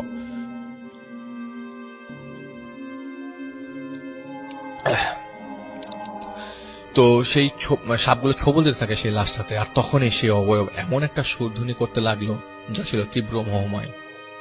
তিনি নিজের অজান্তেই এমন ভাবে ঢুলতে লাগলেন সেই ঘরে থাকা সাপগুলোর মধ্যে, যেই সাপগুলো তখন মোহময় হয়ে দুলছিল। আর তার নিঃশ্বাস বন্ধ হয়ে যেতে লাগলো। সেই সময় তিনি আল্লাহর নাম স্মরণ করতে পারেন আর আল্লাহু আকবার বলে ফেলেন। আর তখনই তার সামনে থাকা সাপগুলো তার দিকে ফনা তুলে তেড়ে আসে। তিনি দৌড় দিচ্ছেন, কোথায় কোন দিকে তা তিনি বুঝতে পারছিলেন না, শুধু চিৎকার করছিলেন। সেই সময় একটা সাপ ওনার পা ধরে ফেলে কামড় দেয়, আর একটা সাপ কোথা থেকে এসে ওনার গলায় চেপে বসে। তিনি পড়ে যাওয়ার সাথে সাথেই অন্য সাপগুলো এসে তাকে কামড়াতে শুরু করে, আর ভয়ঙ্কর যন্ত্রণায় চিৎকার করতে যাবেন। সেই সময় একটা সাপ ওনার মুখ দিয়ে ঢুকে যায়, আর ওনার এরপর আর কিছুই মনে নাই। সকালে তার জ্ঞান ফেরে হাসপাতালে। তিনি জানতে পারেন তার হাতে তাকে খুঁজে পাওয়া যাচ্ছিল না। নাইট গার্ডরা দেখতে পায় তিনি হাসপাতাল থেকে চিৎকার দিতে দিতে দৌড় দিয়ে বের হয়ে যে মাটিতে পড়ে যান এবং কাতরাতে থাকেন। নাইট গার্ড একজন দ্রুত দিয়ে তার কাছে যে দেখতে পান তার মুখে কাপড় ঢুকে যে শ্বাসকষ্ট হচ্ছে, সেই গার্ড কাপড় টেনে বের করে ফেলেন, আর তিনি ততক্ষণে জ্ঞান হারিয়ে ফেলেছেন। এবার তিনি আর নিতে পারছিলেন না। এত চাপ নেওয়া সম্ভব ছিল না। যেদিন হাসপাতাল থেকে ফেরেন সেদিন তার ছেলে তুষারকে তিনি সবকিছু বলেন, যা যা হয়েছিল ওনার সাথে। তুষার সব শুনে দ্বিধাদ্বন্দ্বে পড়ে যায়, আর তার বাবাকে সান্ত্বনা দিয়ে বলে, আপনি আর এত ভাববেন না, আমরা বড় কোনো আলেমের কাছে যাব। এদিকে কেনিয়া থেকে ওর বাবা এনজিওর এক কর্মকর্তা ফোন দিয়ে তার খোঁজ খবর নিচ্ছিলেন। সেই এনজিও প্রতিনিধি জানান কেনার সহ বেশ কয়েকজন আদিবাসীর লাশ নাকি পাওয়া গেছে একটি দুর্গম এলাকায়। পুলিশের ধারণা হয়তো সন্ত্রাসী বাহিনী এই কাজ করেছে। আর এদিকে এনজিও তাদের সবার পোস্টিং উইথড্র করে নিয়েছে, তাই তার আসার দরকার নেই। এরপর কি এনজিও পরবর্তী নির্দেশটা দিয়ে দিবে বলে জানান সেই কর্মকর্তা। কিন্তু রুমিজ সাহেব তো জানতেন কি হচ্ছে, তাই তিনি একজন আলেমের কাছে যান। তাকে তিনি বলেন কেন তার এমন সব হচ্ছে। তিনি সব শুনে বলেন, আল্লাহর ইবাদত করতে থাকে, শয়তান বিনা কারণেই আমাদের ক্ষতি করে, তাই কারণের দরকার পড়ে না। আপনার দোষ আছে কিনা তা বলা যাচ্ছে না, কিন্তু কিছু আমল দেন তাকে, আর তাহাজ্জুদ নামাজ পড়ার পরামর্শ দেন। আর তার কথা মতোই তিনি আমল শুরু করে দেন। নামাজে মনোযোগী হলেন তিনি। একদিন নামাজের জন্য উঠে তিনি ফ্রেশ হয়ে দেখতে পান তার মা, যিনি অনেক আগেই মারা গেছেন, সেই বৃদ্ধ মা 2 পায়ের পাতার উপর বসে আছেন, আর তার সামনে বড় একটা গামলা যা পুরোটাই রক্তে ভরা ছিল। তিনি দেখতে পান একটা 3-4 দিন বয়সের শিশুকে 2 পা ধরে মাথায় নিচু করে সেই বলের রক্ত দিয়ে তার মা গোসল করাচ্ছেন। রমিজ সাহেব টের পেলেন কেউ তার কাঁধে হাত রেখেছে। তিনি শক্ত হয়ে গেলেন মুহূর্তের মধ্যেই। তিনি দেখতে পাচ্ছিলেন তার মা একটা বটি দিয়ে বিভৎসভাবে সেই বাচ্চাটির মাথা কেটে ফেলে দিল, সেই রক্তে ভরা বোলের মধ্যে যেভাবে মাছ কাটা হয়। এরপর তার মা উঠে এসে ধীরে ধীরে তার দিকে এগিয়ে এসে মাথাবিহীন সেই বাচ্চা এক হাতে আরেক হাতে সেই বটি নিয়ে তার দিকে এগিয়ে আসে। ইশারা ছিল এই বাচ্চাকে গ্রহণ করবেন, না হলে উনি বুটি দিয়ে তাকে খুন করবে। এখন এই অবস্থায় তিনি টের পেলেন একটা সাপ তার পিঠে বেয়ে তার ঘাড়ের দিকে উঠে এসে কানের কাছে হিসিস করছে এবং তার সাথে ওখানে প্রচন্ড দুর্গন্ধ। তিনি এই চাপ নিতে পারছিলেন না, আর তিনি হিম্মত করে মুখ দিয়ে না উচ্চারণ করার সাথে সাথেই তার কানে তিনি তীব্র ব্যথা শুরু হয়, আর তিনি ধারালো কিছু দিয়ে তার পিঠ দিয়ে ঢুকিয়ে দেওয়া হয় পেছন থেকে। তিনি শুনতে পাচ্ছিলেন, বেঈমান, তুই ছিলে আমাদের বন্ধু, আর আজ তুই আমাদের ধোঁকা দিলি। কান পেতে শুনে সে আসছে, উনি প্রপারলি শুনেন যে সে আসছে। তার তেজে তুই জ্বলে চলে যাবি, তার তাণ্ডবে তুই তছনছ হয়ে যাবি। যে তার বন্ধুত্বকে খারিজ করে দেয়, তিনি তাকে ভস্মীভূত করে দেন। এতটুকুই ওনার মনে ছিল। সেই সময় তাদের বাড়ির সবগুলো দরজার লক ভেঙে খুলে যায়। সেই শব্দে আতঙ্কে সবার মধ্যে ঘুম ভেঙে যায়। রমিজ সাহেবের স্ত্রীও ঘুম ভেঙে যায়। তিনি দেখতে পান এত কিছুর মধ্যে তার স্বামী বারান্দার গ্রিল ধরে দাঁড়িয়ে আছে, ভয়ঙ্কর রূপ, যেন তার মুখের রক্ত নালীগুলো ফুলে গেছে, আর হাসছিলেন শুধু। তাকে তখন জিজ্ঞেস করেন ওনার স্ত্রী, কি হয়েছে আপনার? তখন উত্তর দেন, তোর স্বামী এখানে নেই, এখানে আমি। বলে তিনি দুই হাত ছড়িয়ে চিৎকার করে বলেন, হরিষা। তুষারের মা ভয়ে জ্ঞান হারিয়ে ফেলেন। তুষার বলছিল, সেদিন থেকে তার আব্বা এমন ব্যবহার করত, মাঝে মাঝে একদম ঠিক, আর মাঝে মাঝে ওই জিনিসটা ভর করলে আচরণ পাল্টে যেত। অনেক হুজুর দেখিয়েছি, কাজ হয়নি ভাই। ততক্ষণে 5টা পার হয়ে গেছে ভোরের। আমি সব শুনে ধারণা করে নিয়েছিলাম অনেক চালাক, যে ওনার বাবাকে ধরে রেখেছে সে। নার্স এসে তুষারকে ডাকলে তুষার চলে তার সাথে, আর আমি হাঁটার জায়গায় দাঁড়িয়ে রইলাম। ক্লান্ত, আমি জোর পাচ্ছি না। তখন টের পেলাম আমির সাহেব পেছনে দাঁড়িয়ে আছেন। আমি ঘুরলাম প্রশ্ন করার জন্য, ঠোঁট কোনো মতে নাড়াতে যাব, তখন আমির সাহেব ওর বাবা এখন ওদের বাড়িতে জেগে উঠেছে আজ অনেক দিন পর, তাই সেই কিছু বুঝতে পারছে না। কিন্তু হাতে সময় কম, জানোয়ার ফিরে আসবে আর ওর বাবাকে নিয়ে যাবে। আমি বলি, কি করা যায়? আমির সাহেব বলেন, দেখো, এতটুকু পরিষ্কার, এমনি আসেনি, কিছু একটা আছে যা এই লোক করার কারণে এমনটা হয়েছে। তখন আমি অল্প করেই ওনাকে বলি, কি হয়েছে যা তুষার আমাকে বলেছে? উনি তো কি হয়েছে তুষার বলেছে আমাকে। উনি এই কথা শুনে বলেছেন, এমনি কেউ কারো পিছু নেয় না, তাকে জানো না? আমি খোঁজ নিচ্ছি, এদের কাছ থেকে আপাতত দূরে থাকো, আর ওদের বাসায় যেও না, যতই ডাকুক না কেন। আমি বললাম, কেন? আমির সাহেব বললেন যে এই জানোয়ারটা যে কোনো ভাবে তোমাকে হাতের মুঠায় একা পাওয়ার চেষ্টা করবে। সে তোমার ক্ষতি করবে, কারণ শত শত বছর ধরে মানুষ ওর কাছে নত হয়েছে, যারা মুসলিম না তারা। আর তুমি মুসলিম, নত হওয়া তো দূরের কথা, তার চোখে চোখ রেখে কথা বলেছ।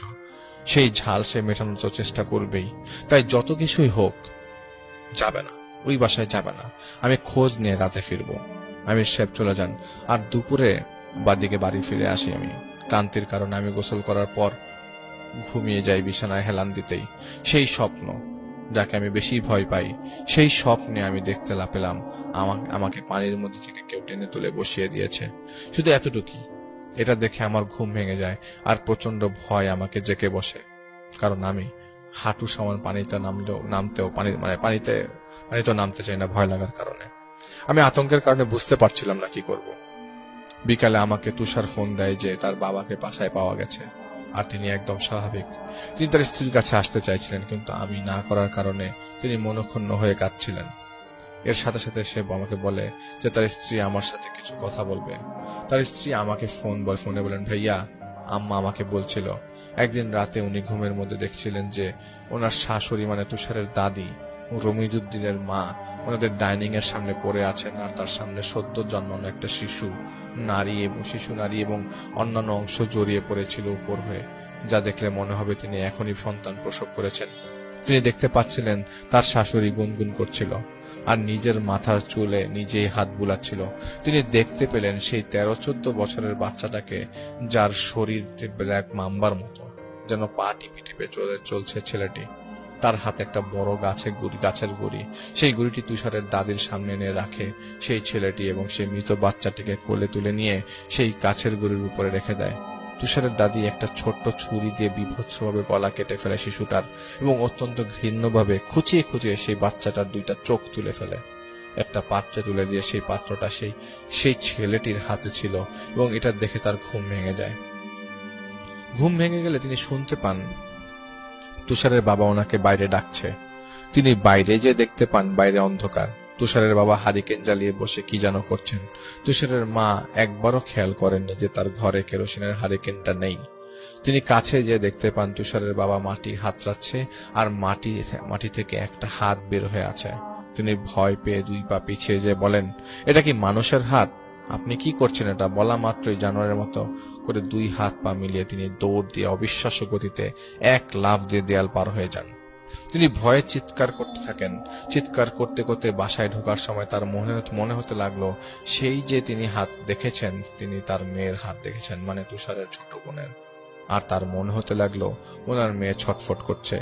উনি কি সেদিকেই দৌড় দিয়ে ছুটে যান আর কান্না করতে করতে হাত দিয়ে মাটি সরাতে শুরু করেন আর ডাকতে থাকেন সুজনকে সাহায্য করার জন্য। তিনি অসহায় হয়ে শেষে মেয়ের বের হয়ে থাকা হাত ধরে সর্বশক্তি দিয়ে টানার চেষ্টা করেন। সে সময় কালো একটা হাত পেছন থেকে এসে ওনার মুখ চেপে ধরে আর ওনাকে মাটিতে ফেলে দিয়ে গলা চেপে ধরে বসে। এবার তার সত্যি সত্যি ঘুম ভেঙে যায়। তারা এরপর একটা হুজুর কেনে দেখান। অনেক কিছু করেছেন কিন্তু কোনো কাজ হচ্ছিল না। আমি জিজ্ঞেস করি, আপনার শাশুড়ির সাথে কবে দেখা হয়েছিল এমনটা? উনি আমাকে বলেন যে 2 সপ্তাহ আগে। আমি ফোন রেখে দেই। মাগরিবের নামাজের পর আমির সাহেব আসেন। আমি ওনাকে দেখেই বলে ফেলি, আমি আজ পানিতে ডুবছিলাম, কে যেন আমাকে তুলছিল, আর কিছু দেখিনি। কি হচ্ছে একটু বলবেন, আমার ভয় লাগছে। তিনি কিছু সময় চুপ থেকে আমাকে বলেন, জানো, কোনো জালেম যদি জুলুম করে কাউকে মেরে ফেলে আর সেই ব্যক্তি যদি মজলুম হয়, তবে আল্লাহ থেকে শহীদের মর্যাদা দিবেন, যা হলো সর্বোত্তম মর্যাদা ইসলামে। যেই মর্যাদা রাসূল সাল্লাল্লাহু আলাইহি সাল্লামকে আল্লাহ দিয়েছেন, যেই মর্যাদা সাহাবাদের দিয়েছেন আল্লাহ, সেই মর্যাদা তিনি মজলুমদেরকেও দিয়েছেন। তুমি অবান্তর চিন্তা করা বন্ধ করো, এটা বদগুণ, তোমারই ক্ষতি হবে এতে। খারাপ না ভেবে ভালো কিছু ভেবে দেখো। এমনও তো হতে পারে যে দেখেছো তা কিছু খারাপ কিছু না। এটা বাদ দাও। আর শোনো, এই বদমাইশ এমনিতে আসেনি। এই লোক অনেক কিছু গোপন করেছে সবার কাছে। এই লোকটা বাজে স্বভাবের লোক। তার কাছে সবকিছুই ঠাট্টা মশকরার মতো। একটা ছেলেকে যখন ঝাড়ফুঁক দেওয়া হচ্ছিল তখন সে সেখানে গিয়েছিল আর সে তামাশা মনে করে উল্টাপাল্টা কথা বলছিল। তখন ছেলেটাকে ধরে রাখা এই জানোয়ারকে উদ্দেশ্য করে বলছিল সে নাকি এই সব কিছুতে বিশ্বাস করে না। তখন এই জানোয়ার বলেছিল, এই ছেলেটাকে যে এখন এই মুহূর্তে মেরে ফেললো সে কি বিশ্বাস করবি? তখন এই শিক্ষিত মূর্খ বলেছিল, হ্যাঁ মেরে ফেলো, দেখি তো তোমরা কি পারো। আর যদি ওকে মেরে ফেলতে পারো, এরপর না হলে আমাকে ধরতে আসিও। বলে সে সেইভাবেই মূর্খের মতো হাসছিল। তখনই সেই ছেলেটাকে মেরে ফেলে ঘাড় ঘুরিয়ে এই জানোয়ার। আর সেখানকার লোকদের ক্ষোভের কারণে সে সেখান থেকে চলে যায়। তার মতো নিকৃষ্ট প্রাণীর মস্করার খেসারত একটা নিরীহ বাচ্চার জান যায়। যতটা দোষী ওই জানোয়ার, ততটা দোষী মূর্খ মানবের। আমরা কোনোভাবেই এই লোককে সাহায্য করব না। কিন্তু তুষারের মায়ের বিপদ। ওনার নামে কিছু বস্তু রাখা আছে এক জায়গায়, সেগুলো নষ্ট করতে হবে। এরপরে এই লোকের কি হবে তাতে আমাদের কিছু যায় আসে না। আমাদের চিন্তা ওদের পরিবার নিয়ে। আমি তো তখন তুষারকে জানাই যা আমির সাহেব বলেছেন তা। তুষার আমাকে 1 ঘন্টা পরে ফোন দিয়ে একজন সন্তান হিসেবে অনুরোধ করেন যেন তার বাবা মা সবার ব্যাপারে দেখতে। বাকিটা আল্লাহর ইচ্ছা, উনি যা চাইবেন তাই হবে। আমি সেই কথা আমির সাহেবকে বলি। উনি সব শুনে বলে, দেখি সব চেষ্টা করে, বলে তিনি চলে যান আর আমাকে বলে দেন আগামীকাল কোথায় যেতে হবে। আমি ভয়ে ছিলাম স্বপ্নে দেখা সেই মুহূর্ত নিয়ে। পরদিন রাত 10টার দিকে আমি সেখানে যাই আমির সাহেবের সাথে। সেখানে তুষারের মায়ের একটা শাড়ি মাটিতে পোতা আছে, যা আমাকে তুলে পুড়িয়ে দিতে হবে। মাটি খোঁড়ার সময় তুষার আমাকে ফোন দিয়ে বলেন যে তার মা কেমন যেন করছেন, খুব খিঁচুনি দিয়ে আসছে। এটা শুনে আমির সাহেব আমাকে বলেন, তুমি তাকে তুলে ফেলো আর পুড়িয়ে ফেলো, আমি আসছি ওর মাকে দেখে। এটা বলে উনি চলে যান। সেই জায়গায় আমি তখন একা। কোনো ভয় ছিল না আমার মধ্যে। আমি শরীরটা তুলে আগুনে পোড়াচ্ছিলাম, এমন মনে হলো আমি শাড়িটা তুলে আগুনে পোড়াচ্ছিলাম আর এমন মনে হলো যেন কেউ হেঁটে এসে দাঁড়ালো আর আমি জানতাম কে। তাই আগে শাড়ি পরানোর কাজটা করছিলাম। সেই সময় ঘের ঘের ঘের ঘের শব্দ করছিলাম আমার পেছন থেকে। আমি উঠে দাঁড়িয়ে ঘুরেই দেখতে পাই তুষারের বাবা দাঁড়িয়ে আছেন। আমি বললাম, যাক দেখা হয়েই গেল আবার। তখন তুষারের বাবা আমাকে প্রদক্ষিণ করছিলেন ধীরে ধীরে। তুষারের বাবা আমাকে বলছিলেন, ব্যাস এইটুকু করতে পারলি? বাতাসে গন্ধ শোকার মতো ভাব করে তিনি আমাকে বললেন, তুই এখানে একা। ততক্ষণে রিং হাতে পরে ফেলি, আর তা দেখে সে বলে, এটা এটা কি করবে? তোকে রক্ষা করবে? ও তাই নাকি, দেখি তো আমার আগুন থেকে তুই রক্ষা পাস কিনা। বলার পরই আমি টের পেলাম গরম বাতাসের ঝাপটা এসে লাগলো আমার মুখে। আমি সরে যেয়ে বলি, এটাই কিছু হবে না আমার। বলেই আমি সূরা পড়ছিলাম। আমার গলা কিন্তু কাঁপছিল, ভয়, নার্ভাসনেস সব মিলিয়ে। সেটা দেখে সে খুব চিৎকার করছিল, আমাকে থামতে বলছিল, কিন্তু আমি না থামার কারণে সে দাঁড়িয়ে যায় আর এক অদ্ভুত শব্দ করতে শুরু করে। আর দেখতে দেখতে চাঁদের আলোতে আমি দেখতে পাচ্ছিলাম আমার চারপাশে কয়েকটা সাপ এসে ঘিরে ধরে ঘুরতে লাগলো। আমি সাপ ভয় পাই না, কিন্তু সাপের নড়াচড়া আমার খুব খারাপ লাগে। সূরা পড়া না থামানোর কারণে এবার সে আমাকে বলে, যদি একটা সাপ এখন তোকে কামড় দেয় তাহলে তুই কি করবি? এটা শোনার পর আমি থেমে যাই আর টের পেতে থাকে আমির সাহেব আসছেন। তখন তুষারের বাবা বলে উঠলেন, চল তোকে দুইটা গল্প শোনাই। শত শত বছর আগে একটা সমতল ঢালুতে একটা ছোট শহর ছিল। নিতান্তই গোবেচারা লোকজনের বসবাস ছিল সেই শহরে। একদিন রাতে আচমকা হামলা হয় তাদের উপর। বড় বড় ছুরি হাতে নিয়ে হামলা করে চার্চের নির্দোষ সেই সৈন্যরা সেই শহরে। তাদের দোষ কেবল একটাই ছিল, তারা বড় তারার পূজা করত। একজন সমানেই বলে যাচ্ছিল, এরা নাস্তিক, এরা ঈশ্বরের শত্রু, এদের সমূলে উৎখাত করো। একজনও যেন না বাঁচে, একজনও না। তাদের নাপাক রক্ত ভূমিতে পড়ে তা অপবিত্র হয়ে যাবে। এরা ঈশ্বরবিহীন। দূরে বসে আমি তামাশা দেখছিলাম। দেখতে দেখতে সেই ছোট শহরের লোকগুলোর রক্তে ভিজে গেল পুরো শহর। সেই শহরের লোকেরা তো কারোর ক্ষতি করেনি, তাহলে তারা কিভাবে ঈশ্বরের শত্রু হয় বলতো? একটা ছোট বাচ্চাও বাঁচল না সেদিন। আমি তখন বলে বসি, ভূতের মুখে রাম রাম। ঈশ্বরকে তা আমি জানি না। জানি আমার মালিক, তিনি আল্লাহ, আর তিনি জীব হত্যাকে পাপ ঘোষণা করেছেন। তোমার চার্চ কি করেছেন দুনিয়া জানে, ধর্ম কিছু করে না। তো করে কিছু উচ্ছৃঙ্খল মানুষরা। আমার কথা কিন্তু শেষ হয়নি বলে এবার তিনি বলেন, একটা গ্রামে একজন মহিলাকে সবাই ডাইনি বলতো। একদিন লোকেরা তার গলায় পাথর বেঁধে পানিতে ফেলে দেয়। যদি সে ডুবে যেত তাহলে সবাই বুঝে যেত সে ডাইনি না, কিন্তু সে বেঁচে গিয়েছিল এবং সাঁতার কেটে পারে উঠে গিয়েছিল। গ্রামবাসী এটাকেই তার ডাইনি হওয়ার প্রমাণ বলতে লাগলো। দিল আগুনে জীবন্ত পুড়িয়ে। আমাকে বলতে হবে, তোর ঈশ্বর কোথায় ছিল সেদিন? আমি কি উত্তর দেব বুঝতে পারছিলাম না। সেই সময় সে চিৎকার দিয়ে বলতে লাগলো, কোথায় ছিল সেদিন? তখনই একটা সাপ এসে উড়ে পড়ে আমার উপর, এবং আমি কোনোভাবেই সরে যে না বুঝাই দৌড় দিলাম সেখানে। একটু পরেই হোঁচটকে পানির মধ্যে পড়ে যাই। আমার কানে তীব্র ব্যথা হচ্ছিল। আমি ওঠার চেষ্টা করছিলাম। সেই সময় আমির সাহেব আমাকে টেনে তোলেন।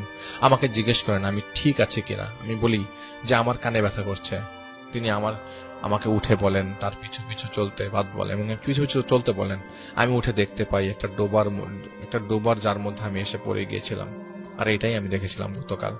আমি ওনার সাথে চলতে চলতে জিজ্ঞেস করি, তুষারের মা কেমন আছেন? উনি বলেন, আল্লাহ ভালো জানেন, উনি ফিরিয়ে দিবেন নাকি ওনার কাছে নিয়ে যাবেন। এটা উনি বলেছেন, আমির সাহেব বলছিল যে আল্লাহই ভালো যাবেন যে উনি কি ফিরিয়ে দিবেন নাকি ওনার কাছে নিয়ে যাবেন। তখন আমি বলি, রুমির সাহেবকে বসে রাখে সেই হরিষা কি বলছিল আমাকে জানেন আপনি? তিনি সব শুনছিলেন।